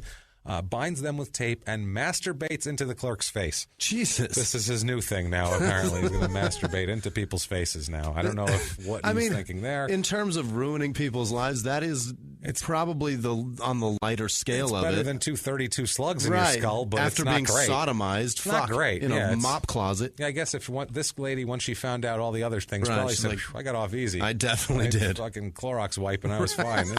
The rest of them, I don't know. They had other problems, man. One Clorox wipe, I was good to go. I don't know about the rest of them. Holy Christ. A little counseling. That's terrible to laugh at, but holy shit, is that funny. Jesus, what are we in here? We're in the muck, Jimmy. I'm having fucking nightmares about this shit. Jesus. You know what I mean? Later in the same day, after he's masturbated into a woman's face, in Albany, Oregon, the same man, same deal, same description, athletic tape, fake beard, whole deal, binds 2 women with tape and sodomizes them in a laundromat. Good God. So he is insatiable, this guy, first of all. Good Christ almighty. And he's running the gamut. It doesn't matter where you are. You are not safe. Hotel. You're never safe with this man on the street. Dairy Queen, burger restaurant. Dairy Mart. Church's Chicken. He doesn't give a shit. Trans-America office building, for Christ's sake. He'll get you anywhere. That's the thing. And they're all right off the I-5. So people are freaking the fuck out, I can obviously. imagine. February 12th. This is the funniest. You are robbery safe of all. if you're in a TGI Fridays. You are safe, yes. He'll just want to start a flag football league with you. You can join us. Maybe if you refuse the flag football, then you're in trouble. Right. You want to play flag football with me? Am I not fucking good enough for you? Look at my cock. That's good enough, I will jerk mister. off on your face. I will duct tape you and jerk off all over you. Fuck. Actually, I'll make you do it for me. Right. You'll jerk me off onto your own face. Onto your own face. February 12th, 1981, Vancouver, Washington. Same guy, same deal. We all know the description now. Robs this is the greatest name of a business ever. Quote, sassy dress shop. Yes. He probably picked that one and was like, I'm robbing them just on principle, that stupid fucking name. They're never going to expect it. Ever. Sassy I'll show dress them shop? sassy. Oh, this is some sass. Right in your face, old lady. Here he only steals $50 and he binds the elderly clerk with tape. It's an elderly woman, the clerk. He doesn't do anything sexual, just binds her up with tape and leaves. Usually the older, anything like over 40, anybody over 45, he doesn't rape. You're safe. He wants younger rape victims, and he'll kill you if you're older, but he doesn't want to rape you exactly. Now, same day, February 12th, Olympia, Washington, robs a restaurant. Good God. Forces 2 teenage employees into the freezer and sexually assaults them. They're not Again. safe. Holy shit, I think he was mad the sassy dress shop had an old lady. He's like, I got to go somewhere with some teen girls. There is no sass here at all. No sass at all, man. So unbelievable, dude. This is getting... And all he did was rape them. I mean, but he did not murder them. He sexually assaulted them. They are alive. Good. Because he did it in the restaurant. Yeah. It's weird. Like, if he's in a public place with a robbery, he just rapes and leaves. But if it's like... If there's some time. Secluded, and there's nobody there, and he doesn't have to run right away, he'll kill you. He'll illuminate the your witness. home, in your, in whatever, in an office building he thinks is abandoned, that sort of thing. Now, same day, February 12th, 1981, Bellevue, Washington. He's on a spree this day. Same man robs a Dairy Queen. There it is. Swinging his dick around. Locks a male employee in the freezer and sexually assaults a teenage female employee. Jesus. This is another thing he does. If there's ever a male, he separates the male from the out of here. Don't give a shit about you. Want to rape her. That's it. Just into the raping. Now, this guy, he's going around everywhere at this fucking point, this guy. So... He's from here, which is a Dairy Queen on February 12th. Right. So from the Dairy Queen, he gets a little hungry and he's like, I don't want to rob everybody. I'm going to go into this place. And he opens up the door and it smells so good. And it's the shawarma man standing there. It's the shawarma man. And he's a man and he's safe. And he says, how is it you've come to arrive here? Right. Why you come here? What you doing why you do this? Signs say closed. You want shawarma? I no make for you. I have knife. You go back now. Put back in pants. I have knife. I carve lamb. I carve you too. Go. You go. You no put me in freezer sexual assault. Go. You go now. Signs say closed. Kicks him out. Now, I got to say this, by the way. Doesn't the shawarma man seem like the type of guy that would try to like push his daughter off onto anybody who came into the place with a suit? You take her. You go. go. Like, you want wife? You want wife? I have I have daughter. What she lacking pretty, she make up for in strong. Really, you take her. She good. Like he's just trying to push her off. She like have many Clorox wipe. You jerk off on face. She not care. She don't care, man. She's okay. She's strong, loyal, very good girl. You marry, you do whatever you want to her. She I have don't strong care. hands. She jerk you off. She jerk you off. It's good. It's all right. I could see that so much. Him just boy. like, you meet daughter? Yeah. So, February 14th, She have Valentine's mustache, Day. too. She have mustache. Very good. Just It's like good. you. Thick, strong. February 14th, 1981. Valentine's Day. This guy's a romantic, isn't he? Absolutely. That's a lover's day. Not for him. He throws himself a Valentine's party. What? kind of an asshole throws himself a Valentine's party at the Marriott Hotel. Jeez. It's not even like at his room in his house there. Right. He literally is at the hotel at a Marriott, and he's like, I'm going to have a blowout Valentine's Day bash. I don't know if he thought the ladies were going to show up, and this was going to be like his... If you build it, they will come. Who has time for all this? He's been on a spree. The day before, 2 days before, he had 3 sexual assaults. Yeah. 3. Now he wants to have a party? The fuck is wrong with this guy? He's got to celebrate. I don't do nearly as much as this guy did. I don't work part-time at 7-Eleven and go out and just rape and rob and pillage all day long. And, what the fuck? I don't want to have a party. That seems exhausting after all that. He's got to be exhausted, but he's full of energy, this guy. Anyway, he has this party. No one shows up. Oh, surprise. No one shows up at all. He's super pissed that no one shows up, and he goes, this is a thing too, it's a lot, all of these things happen with, like we've said, with triggers. There's always a trigger with these people. Gets cut from the Packers, starts robbing people at gunpoint or at knife point. Anything that happens, gets out of prison, if he gets rejected by a girl, if he gets fired, he goes out and he does things. It all corresponds to these events. So he's super pissed off right now. He goes to an acquaintance of his. Remember that bar he worked at that he got fired for letting underage girls in? That's the one. One of the underage girls that he became friends with that he let in at the bar that he met there was a girl named Julie Reitz. Okay. She's 18 years old. He goes over to her house because I guess he thinks they're going to be pals and he's trying to hook up with her. She is in Beaverton, Oregon, this is. Reitz was found the next morning dead in her apartment. Right. Okay. There's glasses of wine out. They drank, whoever was there with her drank wine, and they were about to make coffee because there was instant coffee on the counter and water was boiling on the kettle. Or had been boiled, had been whatever, but it was on, and it was all burned over, and now there's just a black mark in the fucking bottom of this pot. Or the crust in the inside of the pot, whatever. Right. So she's found there. She was raped and shot in the head with a .32 caliber, obviously. That night, the mother warned her before she went out, be careful, there's a dangerous person out there, and she said she'll be fine, and apparently she wasn't. And, they met with the fake ID thing, and he went over there, and I guess the only thing I can think is that I don't know if he went over there wanting to kill and rape her, which seems odd because of the wine. Right. It seems like he didn't... He went over to be a normal person on a normal date, and then something snapped, and he was like, I can't do this. You're just fucking dead. Was he just to the point where, like, if it didn't go, because he had this thing exactly how he liked it. Right. If he had it just to the point where if it didn't go just how he wanted it, then why would he want it? Right. So he needs it a certain way. Also, too, he's a sociopath, and sociopaths that they cannot see women as a thing. As a person, it's just absolutely an ownership thing, and they're trash. And once they're done with them, they're worth nothing to him. That's true. I mean, do you think he went over there thinking like, okay, I'm going to go try to create a lasting friendship and an actual relationship? Try to have some just consensual. I don't know about lasting, just consensual relationship with just this person. Just do something that we both agree to at once. Reasonably normal type thing. Like, is it that, or is it literally he was mad that nobody showed up to his party? He's like, I'm going to go fucking kill somebody. I got to take it out on somebody. But I don't know why you would pick her. Somebody that he knows. And that's the odd thing too. It's like the first two people there, the Sherry Ayers and then the Darcy Fix. Right. They were known, connected to his relationship. He was connected to him, right? It's almost like he said, "Ooh, I can't keep killing girls I know because that's the police are on to that. I got to go kill strangers." And they never questioned him once about that so far. Right. He's been pillaging and doing shit forever. So I don't know what it was, but it seems like it would be dumb to go over there to try to kill her. Yeah. I feel like maybe he went over there to try to be normal, and it just didn't go the way he exactly wanted it. So he's like, I'm going to kill you and rape you. Fuck it, it's over. Fuck it, just rape you. I don't care. Whatever. It's the same as everybody else. During this whole time, now forget that Lisa Garcia is alive. Yeah. The police have her, and that she's helping them. During this time, with Garcia's description, they began to concentrate on Randy as a suspect. Nice. They start to look at him. He's connected to 3 of the women now, as we said, Darcy Fix, Sherry Ayers, and the other one here. Lisa Garcia picks him out of a lineup. Julie Reitz is the other one, sorry. Lisa Garcia picks him out of a photo lineup at this point here, so that's a big fucking deal.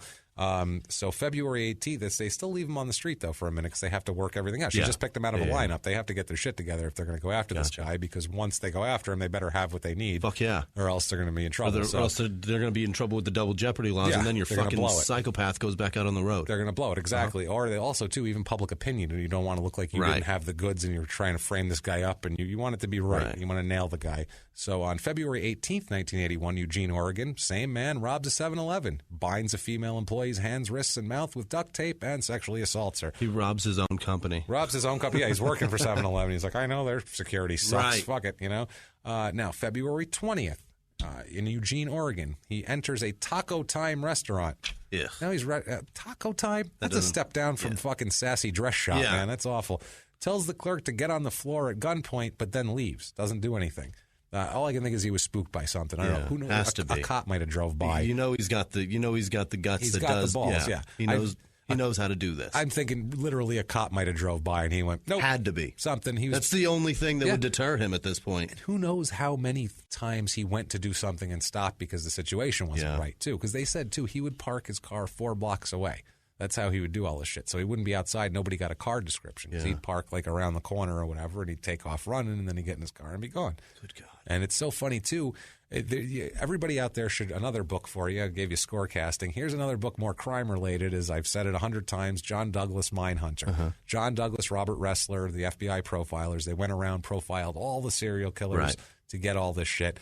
Super interesting that he says that in this book that he finds that serial killers, the most popular car for them is a Volkswagen Beetle. And he has it really? He has no idea why, but it's always a Volkswagen Beetle. Ted Bundy had a Beetle. All these guys had Beetles. That's weird. Because he was saying how he drove a Beetle when he was in FBI school, and he was like, once he found all this out, he was like, wow, I drive the same car as all the serial killers. But the Beetle was like, that was the car choice of the serial killer. That's fascinating. No idea why. I don't know if they're cheap, they're easy. They're maintainable, maybe because they can fix them. They can do it themselves. I don't know what it is, but it's... A lot of them. That's fascinating. Look it up. Look up serial killers that drive Volkswagen. It's amazing how many of them had Volkswagen Beetles or Volkswagen buses. Beetles. They're cool. Well, you might be a serial killer. You said another thing that you agreed with him on. So who knows, Jimmy? This might save you. Right. Doing this show might save you. It might keep me from murdering everybody. Yeah, you never know. You could have murder in you still. You never know. So February 25th, 1981, back in Corvallis, Oregon, the same man here goes into a restaurant bathroom and finds 18-year-old Jill Martin. Binds her mouth, ankles, and wrists, and sodomizes her. Of course. Yeah. Duct tape, sodomy, the whole deal. Okay, now, police investigations going on. Detective Dave Kumenick narrows in on Randy. He knew the women, he fits the description, previous record that matches up, identified. This is looking awfully bad for him. Yeah. I mean, evidence-wise, they don't have a ton of physical evidence because it's 1981. But the circumstantial stuff is it's strong, coming around. Including an eyewitness identification, which is huge. Marion County detectives pieced together also, this is great police work here, they pieced together a call log from payphones that a calling card was used at near the site of the murders. And who owns the calling card? Is that? Well, they don't know, but it's the same calling card. And it's so funny that, he actually back when he graduated high school, before he worked at the phone company. Okay. His dad, I think, got him a job. Manager, and his dad's a manager, and so everything he's had in his life has kind of been like, all the food he ate growing up was thanks to this phone company. Now the phone company's fucking him right in the ass. It's going to undo him. It's going to undo him, man. I love it. I love it, too. So, yeah, they find that out. That's great police work, too. Absolutely. Just to nail it in a little bit more. Like, okay, you were here because they were seeing the numbers that it went out to. If that's a friend of yours, that's a friend of yours, that's a friend of yours. Right. All your friends near that, blah, blah, blah. All being used on the same calling card. It's building a puzzle. It's that thing with the puzzle, and, you might not have all the pieces there, but you can make out what the puzzle is, basically. It's one of those. Now, March 3rd, 1981, they interrogate Randy. Okay. They sit him down. They talk to him. On March 5th, they search his room in Springfield, that room that he rented there. They find the same brand of duct tape used to bind all the victims, same duct tape. They also find one spent .32 caliber bullet in his racquetball bag. Now, I don't know if he shot somebody and saw one of the slugs go off and picked it up and collected it or what, but he had a spent .32 slug in there. Or he had his gym bag with him because it's his rape kit and it just popped in there. Yeah, he had a racquetball bag and he just probably popped it in there. Like it was probably in his car and he was like, let me throw that in there. I don't know why you just throw it out the window, but he's an idiot, this guy. That's why. They searched his home. They found every piece of correspondence he ever got from the Packers. He had saved all this shit in a box. He had everything. He had every letter they sent him, his contract, everything you could imagine. He's hanging on to every piece of his glory days. That's it. That's all he has. Like, this is when I was something. Yeah. This is when I was good. This is when I fucking mattered. This is when I fucking mattered. Yeah. And it's so weird that he does this. But he even says in this This is disputed, but it's been in multiple sources here. He kept a copy of the airline tickets, like a photocopy of the airline tickets that the Packers sent him for training camp in his wallet with him. What? Like all the time. Carried it every day. Like to show people, like, Packers sent me a first-class ticket. See, I was drafted by the Packers. Like, that's the type of fucking person we're dealing with. A complete and total goddamn narcissist. Yeah. Narcissistic, egomaniacal loon.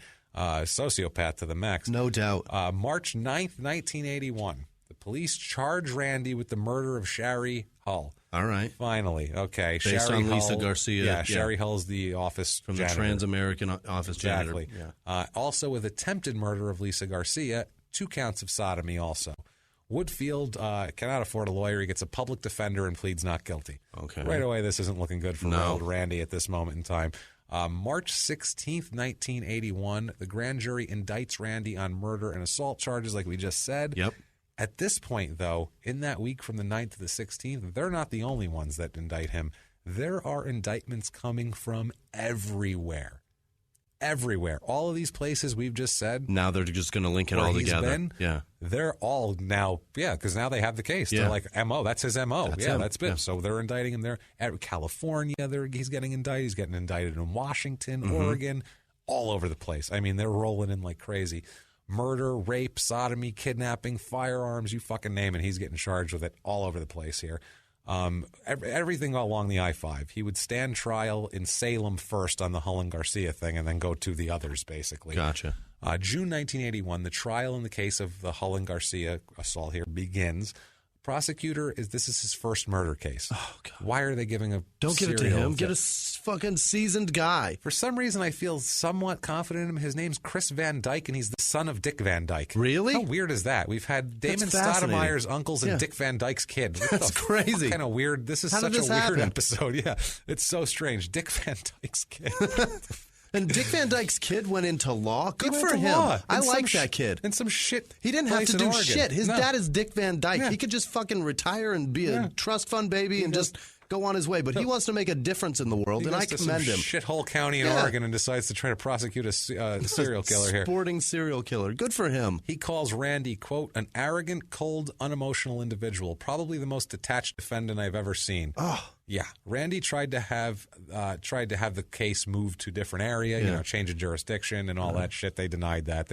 I think the judge at that point said, "Where would you like me to put it, on the moon?" Yeah. She said, literally, "Would you like me to put it on the moon? Because where else are you going to find a place?" Any trip down I-5, everybody knows who you are. Everyone in the whole country knows who you are, dickhead. You're the most famous serial killer going right now. It's funny too because this was the same time Ted Bundy was operating. Yeah, this is the late '70s is just chock full of serial killer. This is just I don't know what it was. I don't know if it was the shit they sprayed for mosquitoes in the 50s, fuck these kids' brains up. Honestly, I don't know what it is because we don't have the same serial killer problem. Lead-based paint. I don't know what it is, man. And it's so weird. There's so many of them back then. It's crazy. Now, on the case, we have an in their own words. Great. Let's get an in their own words. Oh, he's got plenty to say here. Great.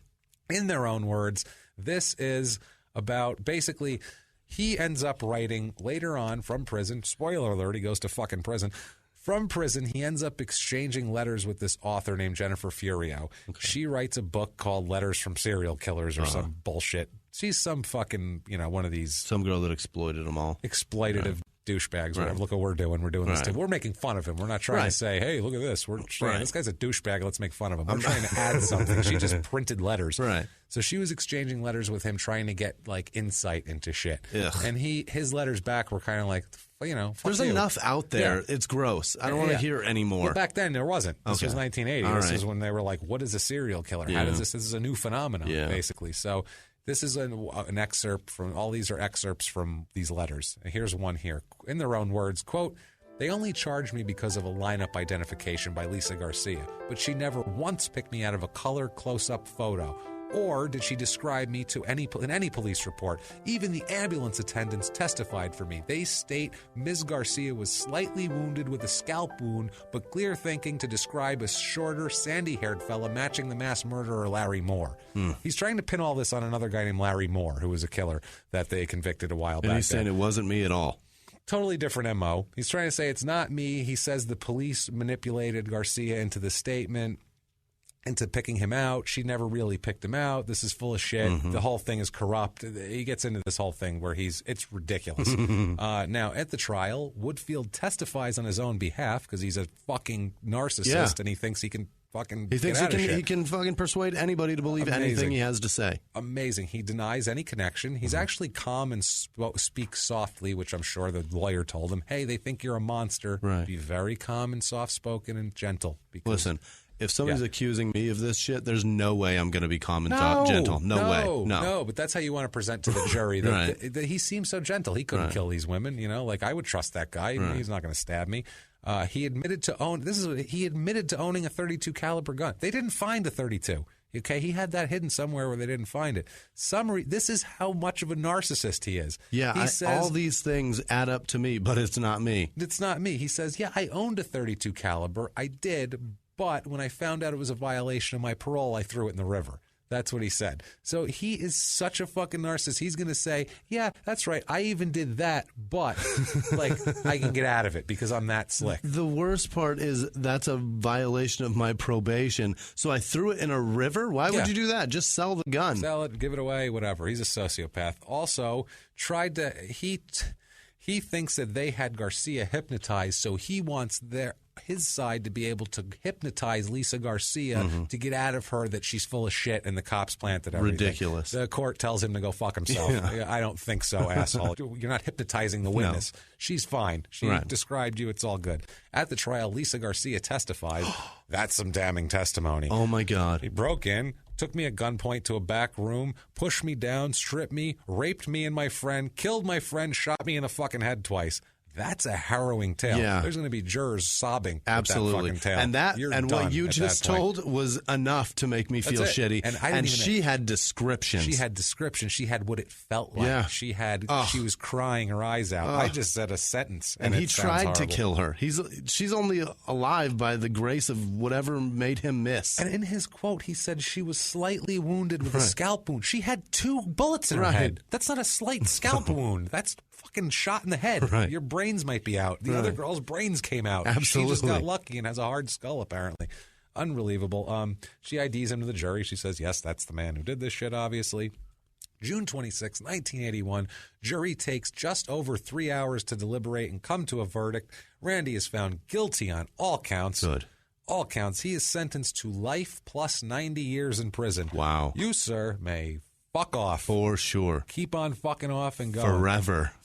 But there's some weird shit here we'll get into also with this. This is very odd. Now we have, in their own words, from him about whether he did this murder or not. This is in the thing here. In their own words, quote, no way. I'm really innocent of this terrible murder charge. Something about my murder case stinks of corruption by a resigned DA, a demoted lead detective, and a judge who's retired soon after my case. Corruption. Fuck you. They took me down. I'm an innocent man, obviously. And you know what? In all of this, right now at this moment, I think incredibly highly of Dick Van Dyke right now. That's what I said. He did a good job. He raised a boy that is a fucking great dude. Yes, I'm so proud of Dick Van Dyke. Yeah, you know what? Dick Van Dyke, good for you. I've loved Dick Van Dyke for years, and now I love him even more. Me too. Yeah, he raised He's still alive, right? He is. I think he's alive. I think he is alive. I think he is too. Now, remember John Kerry, the old PSU quarterback? Yeah. He said, quote, about him, he said, quote, I got to know him. He was a friend. I was surprised when some of this stuff started coming down, but on reflection, I thought, that does sort of add up. It's like, after a minute, I'm like, no, yeah, he could have done that. That's not good. Fall 1981, they're not done with the trial this year. Fall 1981, he goes on trial in Benton County, Oregon, for the February 25th, 81 attack on 18-year-old Jill Martin that we told you about, where he forced her into the bathroom at gunpoint, bound her, and sodomized her, that girl here. Goes on trial for that. In December of 1981, he's convicted in Benton County, Oregon, on the sodomy and a felon in possession of a firearm. Good. He receives an additional 35 years. Fantastic. So now it's life plus 125 years. Yes. That's a solid sentence. I like that sentence a lot here.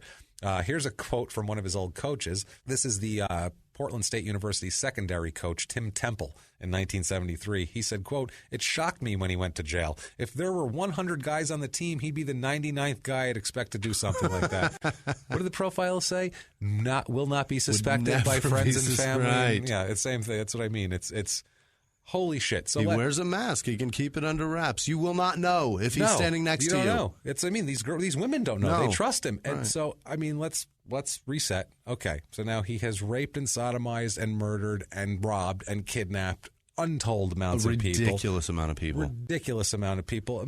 Also, too, when he was in jail, his father came in. The prosecution wanted the father to help them out, and then he went in and talked to his son, and he came out, and the father said, "That's not my son in there."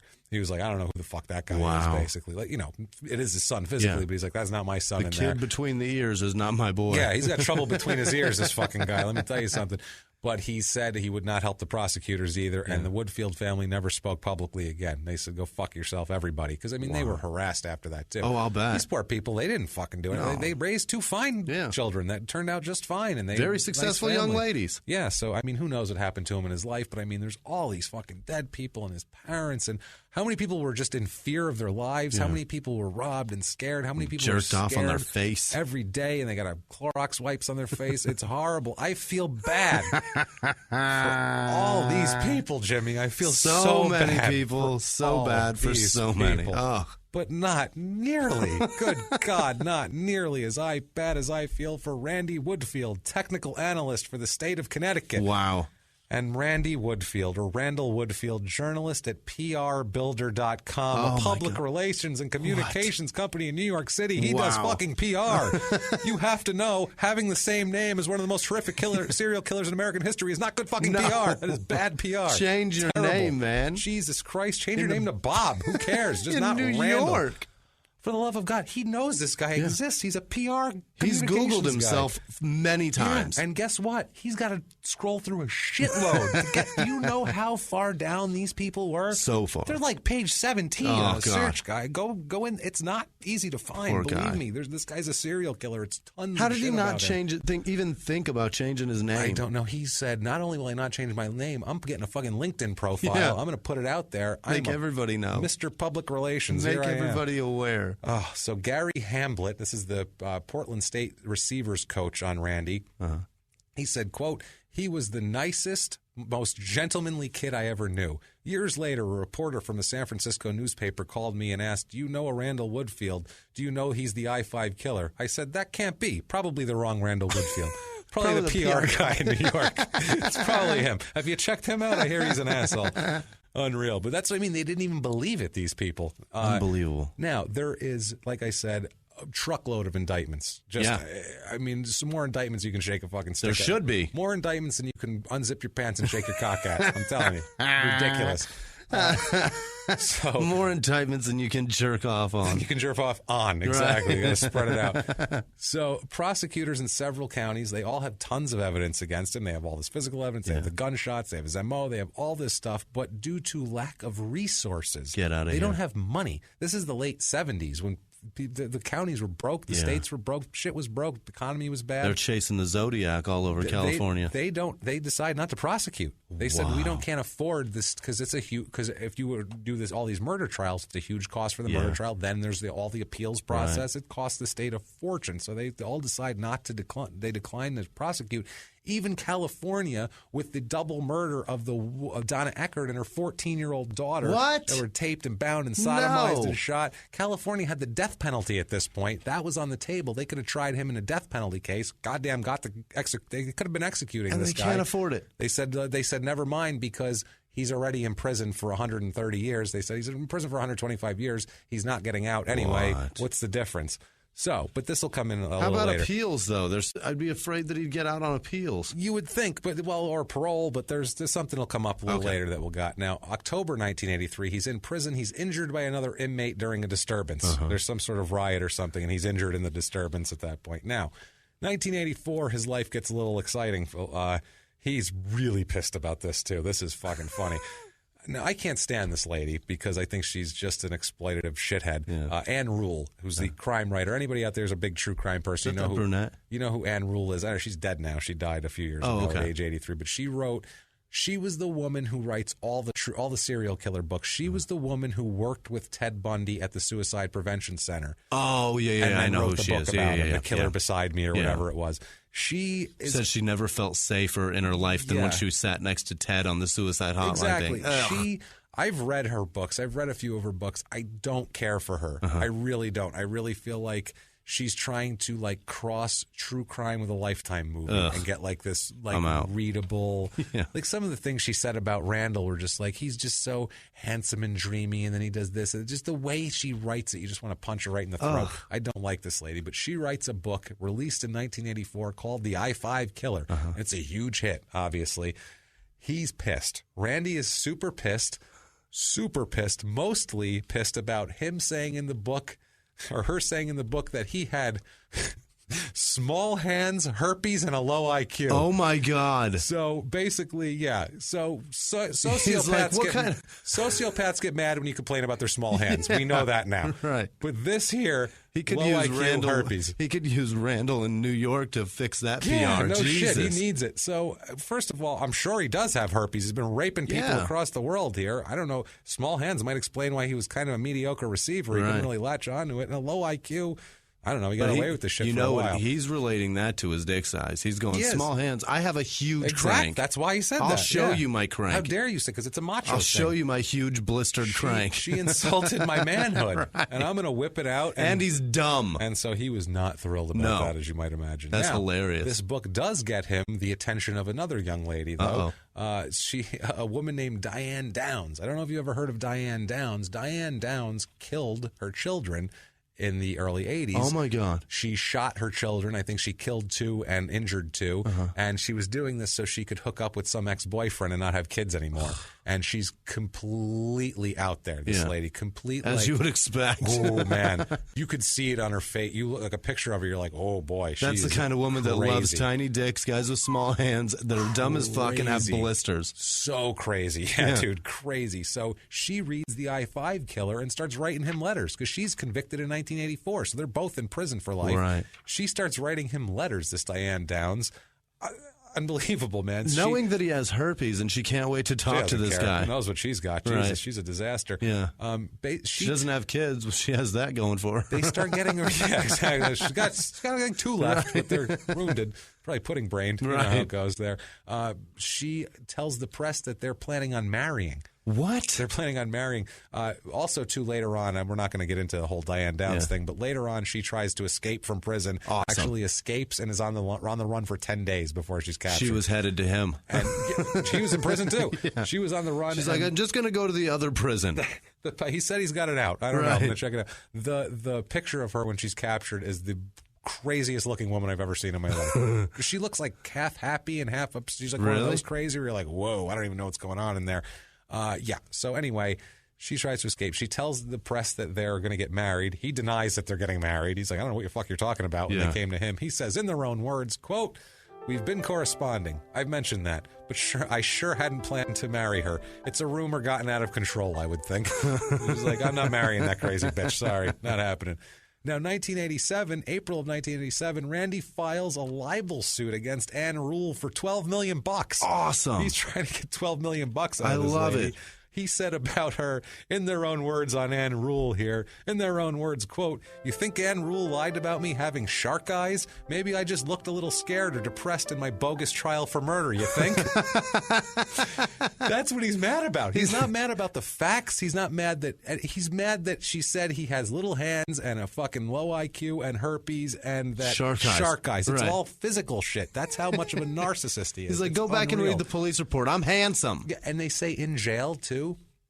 He stays to himself mostly, and like when people walk by, like he stays to himself or whatever. But when the female guards are coming, he starts primping. He starts fixing his hair and shit. Literally, he's just a female guard. He needs to be by combing the bush. It's nuts, man. So January 1988 here, an Oregon federal court dismisses the lawsuit against Ann Rule by him based on the statute of limitations. So he waited too long. Basically. Really? So you need to do it within like 2 years. Oh my God, that's awesome. So take a hike with that shit. By 1990, he is suspected in up to 44 murders. They're starting to piece together more of his crimes. 44 at this point, and countless robberies. Jesus. Countless. I mean, they had him clocked for about 25 in there. Yeah. Countless. Ridiculous. In prison, he is married 3 times and divorced twice. What? He is married. People are marrying this fucking guy, man. The one he's still married to, I believe, or the last one he was married to was in 2001, a woman who started visiting him. He fucking marries her right away in 2001. Terrible. So things are going bad. What do? You get married. He's breaking married. every rule. Every single. You're in prison for life, you serial killer. I'm going to break that rule, get married. Yeah. Okay. So, July 2005. This is when it really starts coming. DNA is becoming a big thing. Detective Weatherroy that we talked about before, he's the cold case supervisor up there in Portland now. He takes Randy out of the prison to his office and interrogates him about other murders. Randy didn't confess. He says this is what Detective Weatherroy said about Randy in this interview. Quote, I remember his hair was perfect, feathered and combed. He had a perfectly even tan, nails manicured. He was very charismatic, which makes sense because he would lure his victims to get them to let their guard down. Absolutely. This now, they have connected Sherry Ayers' murder to him with the DNA. Gotcha. The blood type, whatever, something was messed up, but his DNA matches. Yeah. So fuck you. You got that. So they have him there. And one other murder that was a lower one they have there now, or a different one, lower. They're no lower. They're all deaths, but a different one here. So this is in 2005. In 2006, he makes a MySpace profile. Get out of here. He has fucking internet access. By the way, if he has internet access, I goddamn guarantee you he's listening to this. I hope so. Guaranteed. Oh, yeah, he is will find such himself. a fucking narcissist. Absolutely. He's Googling himself What and a he's turd. listening to this. So if you're listening, you cocksucking little dick, tiny-handed, herpy Blister motherfucker. dick fuck. Guess what? Yeah. Eat shit and have fun in fucking jail, asshole. You deserve it, you scumbag prick. I hope this gives you a herpes breakout. I hope the stress of it just makes it not even a break, just one giant blister and it explodes right on off the of your head body. of your dick. Fuck you. So here's what his profile reads on MySpace, in their own words for MySpace. Quote, I'm Randy. I'm 55. I spend the remainder of my days in prison because I have committed a murder along with many other crimes. I once tried out for the Green Bay Packers. He throws that in after his fucking claim to fame. Yeah, absolutely. The only reason I didn't make it is because the skills I had to offer, they didn't need at the time. Oh, yeah, and I constantly took my cock out in public places. What did the Packers not need some women to disappear? You fuck. Which is funny because they kind of didn't need receivers at the time. So it's kind of true, but it's also they cut him because he took his cock out all the time. And they were like, yeah, we can't have a guy on the Packers. That's going to be big news up here if he gets arrested with his cock out in the middle of a TGI Friday. It's not great. So May 10th, 2012. Police announced that Randy has been linked to 5 more murders through DNA. These are lock, stock, and fucking barrel here. Starting in 2009, they started using a new technique for DNA called magnetic bead extraction, where the police are able to extract impurities from old samples and make the samples more pure. So degraded samples that they couldn't test, now they can test them with this process. It's awesome. Police link him to the murders of Darcy Fix, Doug Altick, that couple, as we remember, that he knew, Julie Reitz, the 18-year-old with the fake ID that he let in, and also using DNA and now newer, better ballistics tests, tied him to the murders of Donna Eckhart and 14-year-old Janelle Jarvis. Good. The mother-daughter team. Good. So Get some closure for their family. That's 5 on the table. And they asked, are you just finding that out now? They asked Detective Jim Lawrence, is this a new thing? Did you suspect him all along? He said, quote, he's been the suspect all along. One of the things that always perplexed detectives was why. There's no textbook on a serial killer, but he's egotistical. When he was interviewed, he'd tell detectives that he'd never rape a girl. He said he didn't have to. They wanted him. No one thinks like that. That's when detectives knew he was our guy. You betcha. Yeah, no one says that. I don't have to rape. Chicks want me all the time. I'm like, I don't know. Fuck, they probably all hate me. What do I care? Right. You know what I mean? Nobody. I don't think. Who thinks like that? No. Only an asshole. I don't have that. I'm not wired that way at all. We know one guy like that. Yeah. Randy. And he's capable. No, we know one guy like that. He's fucking capable of this. If he didn't need them to be animated, I've said this a million times. If he did not need, then it's 2 because we're talking about different people. Oh, okay. It's 2 then. All right. It's 2. I know a guy that if he didn't need the human connection, there would be fucking bodies everywhere. And I've told him that. I said if you were 10 years younger, you'd be a serial killer. I said the only reason you're not is because you're too old. I literally sat him down and told him that. And he went. He literally went. I don't know, like that. Like he didn't say like, what are you talking about? Anyway, off the personal stuff here. New cases here. The senior deputy prosecutor, they made a big rollout, had a huge press conference. It's on YouTube. It's like 35 minutes long, this press conference about all these different cases because they brought in the people from the different places, the different counties and everything else. Senior deputy prosecutor in Multnomah County, in Oregon, Rod Underhill, said that they've all made a joint decision not to prosecute the cases based on cost. He said, quote, "We expect that he will die in the system." We hope. They also say basically like, we have all this. It's lock, stock, it's ready to DNA go. evidence. Basically, if he ever actually, by some horrible miracle of Satan, gets up for parole, they're going to drop these binders on their desk and go, guess what? No. Do you want out? Yeah. Do you want out? Because if you get out, you're not getting out. You're going right back in. Right. So, and that'll keep him from getting paroled also. He can't come in and be like, I don't know what happened. It was a mistake. They go, here's 5 more. Right. Fuck off. So go back to your cell. Eat a dick, mister. So, yeah, they're going to keep him in there forever, basically. And now other possible crimes. The positive part is that the state of Washington has to pay for his cock cream. So They do, just stick around. Let's stick around. We'll pay for your Valtrex. It's okay. So enjoy the creams, fuckface. So enjoy the creams on the state, on us. So other possible crimes he may be linked to. He's thought to have killed Sylvia Durante, who's 21, in December of 1979. She was strangled in Seattle and dumped next to the I-5 highway. February 1980, 19-year-old Marcia Wetter and 18-year-old Kathy Allen were hitchhiking outside of Spokane on the I-5, and their bodies were found in May of 1980. They didn't find their bodies for 2 months until Mount St. Helens erupted and people started going to the woods or whatever, and they found them there. It was terrible. Rumors of 4 more women in Huntington Beach, California, who were killed at the same time with the same MO that when he was down there for a couple months.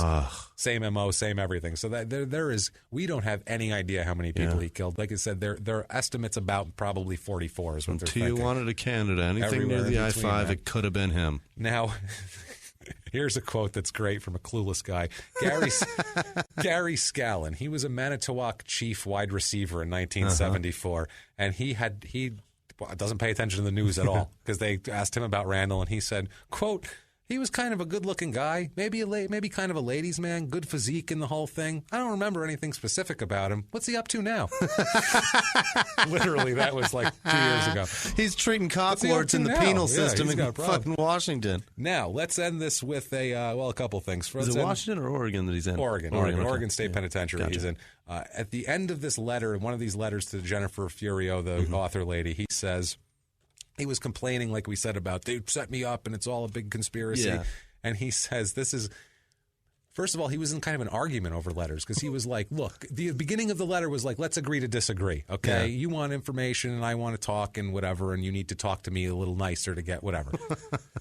This is the end of the letter where he says all these innocent, and now he's like trying to fucking swoop in on her. In their own words, quote, "Okay, enough crying on your shoulder. You only care about why murderers strike out in anger or rage. How should I know? What a question, Jenny. Care to write me more personally? Share a photo? Talk by phone? Your choice. Ciao, Randall Woodfield." Ciao. He said fucking ciao. He may as well have said, Whoa. "Send me some titties. What do you got? So What do you we're, got going we're going to leave that story on ciao, Randall Woodfield. Ciao, Randall. Eat a cock, mister. So if you cannot get enough of Randall Woodfield and you just need his sexiness in your life, you can go to supernaut.com. I'm not going to spell it because no one should buy this shit, but supernaut.com. For $30, you can get a wallet-sized color photo of a shirtless Randy taken in 2000 in the prison yard. Awful. Standing next to a flexing man with a huge smile.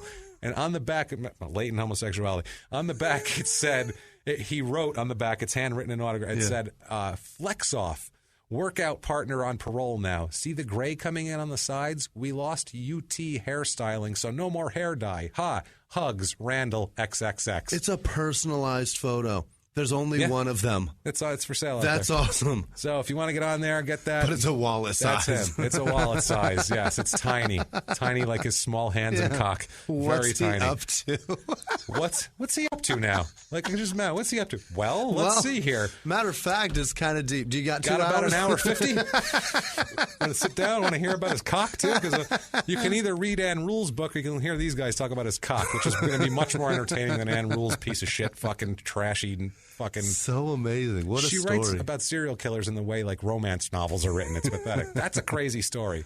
What the fuck? Guys, thank you so much for 1 year of support. We owed you that. We owed you a serial killer. That's what we're giving to you, a story full of cock. Me doing about 40 hours of research this week on that shit, and I can't close my hand from writing. It hurts so fucking bad. Patreon.com/crime and sports. Patreon.com/crime or slash, not backslash. Yeah, okay. Slash crime and sports. James needs it. We deserve it, guys. But thank you guys so much. We're telling you, you guys have done it all for us. We thank you guys so much. Please, guys, iTunes reviews. Give us 5 stars. Tell us you're following Get us over 200. And if you really like us, get on Patreon.com/crime and sports. Throw us a few bucks or some rewards on there. We'll definitely shout you out. We'll do stuff like that. No doubt. You just help us support the show.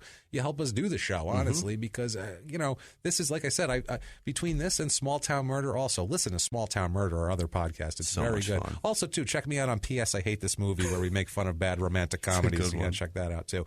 But between this and Small Town Murder, man, this is... I'm working 50 hours I love it. I'm working like 50 hours a week on this podcast, so you're an animal. To make a little bit of money off it would kind of be nice. It would really help make me not think I'm insane for fucking doing this. So please do that. It really helps us with sponsors. It helps us with everything. And also, too, get on our social media. We're not going to do shout-outs this week because we had kind of a long one. Yeah. Next week, we have a boatload of shout-outs we're going to do. It's going to get crazy. Next week. We're going to also kind of some people that from the beginning were on our side and stuff like that. So you can follow me at Whisman Sucks, WHISMAN Sucks on Twitter, Instagram, and Snapchat. And I'll be at the San Jose Improv with my friend Jesse May Peluso, February 17th through the 19th. So come out, and if you want to come to the show, email crimeandsports@gmail.com, and I'll get you free tickets. I got a few people that are coming out already, so hurry up before those tickets are gone.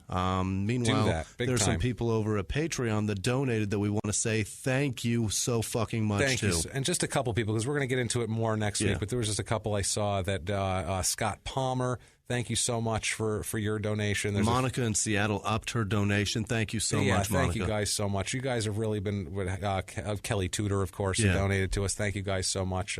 Just thank you guys so much for those donations. They mean everything to us. Seriously, get on the social media. I'm at Jimmie P is Funny. You can find me. My name's James Pietragallo. You can follow the show at Crime and Sports on Twitter, at Crime and Sports on Instagram, Facebook.com/Crime and Sports, crimeandsports@gmail.com, or Crime and Sports fucking everywhere. Get a hold of us, Find us, get a hold of us. Listen to Small Town Murder. Get on that shit, too. Guys, 1 year, and I'm telling you, we went from nothing. We went from having no listeners, went to from having 14 listens to one day, to literally having sponsors and having tens of thousands of listeners every week, and it's fucking it's bigger amazing every week. And it blows my mind that you guys love this, and it kills us, man. Thank you guys. I'm so thankful for it. Yeah, we can't thank you guys enough. It's all you guys, the Crime and Sports movement. We cannot thank you guys enough. We will be back next week with more fuckery, live from the Crime and Sports studios. We will see you next week. If you like Crime and Sports, you can listen early and ad-free now by joining Wondery Plus in the Wondery app or on Apple Podcasts. Prime members can listen early and ad-free on Amazon Music. Before you go, tell us about yourself by filling out a short survey at Wondery.com/survey. In the 1980s, a rosé swept the country. Hey, Mike, I really like this White Zinfandel. Well, good. Now put it down. We're going to try another one. White Zin became America's top-selling wine. But most don't know that this sweet drink has a sour history.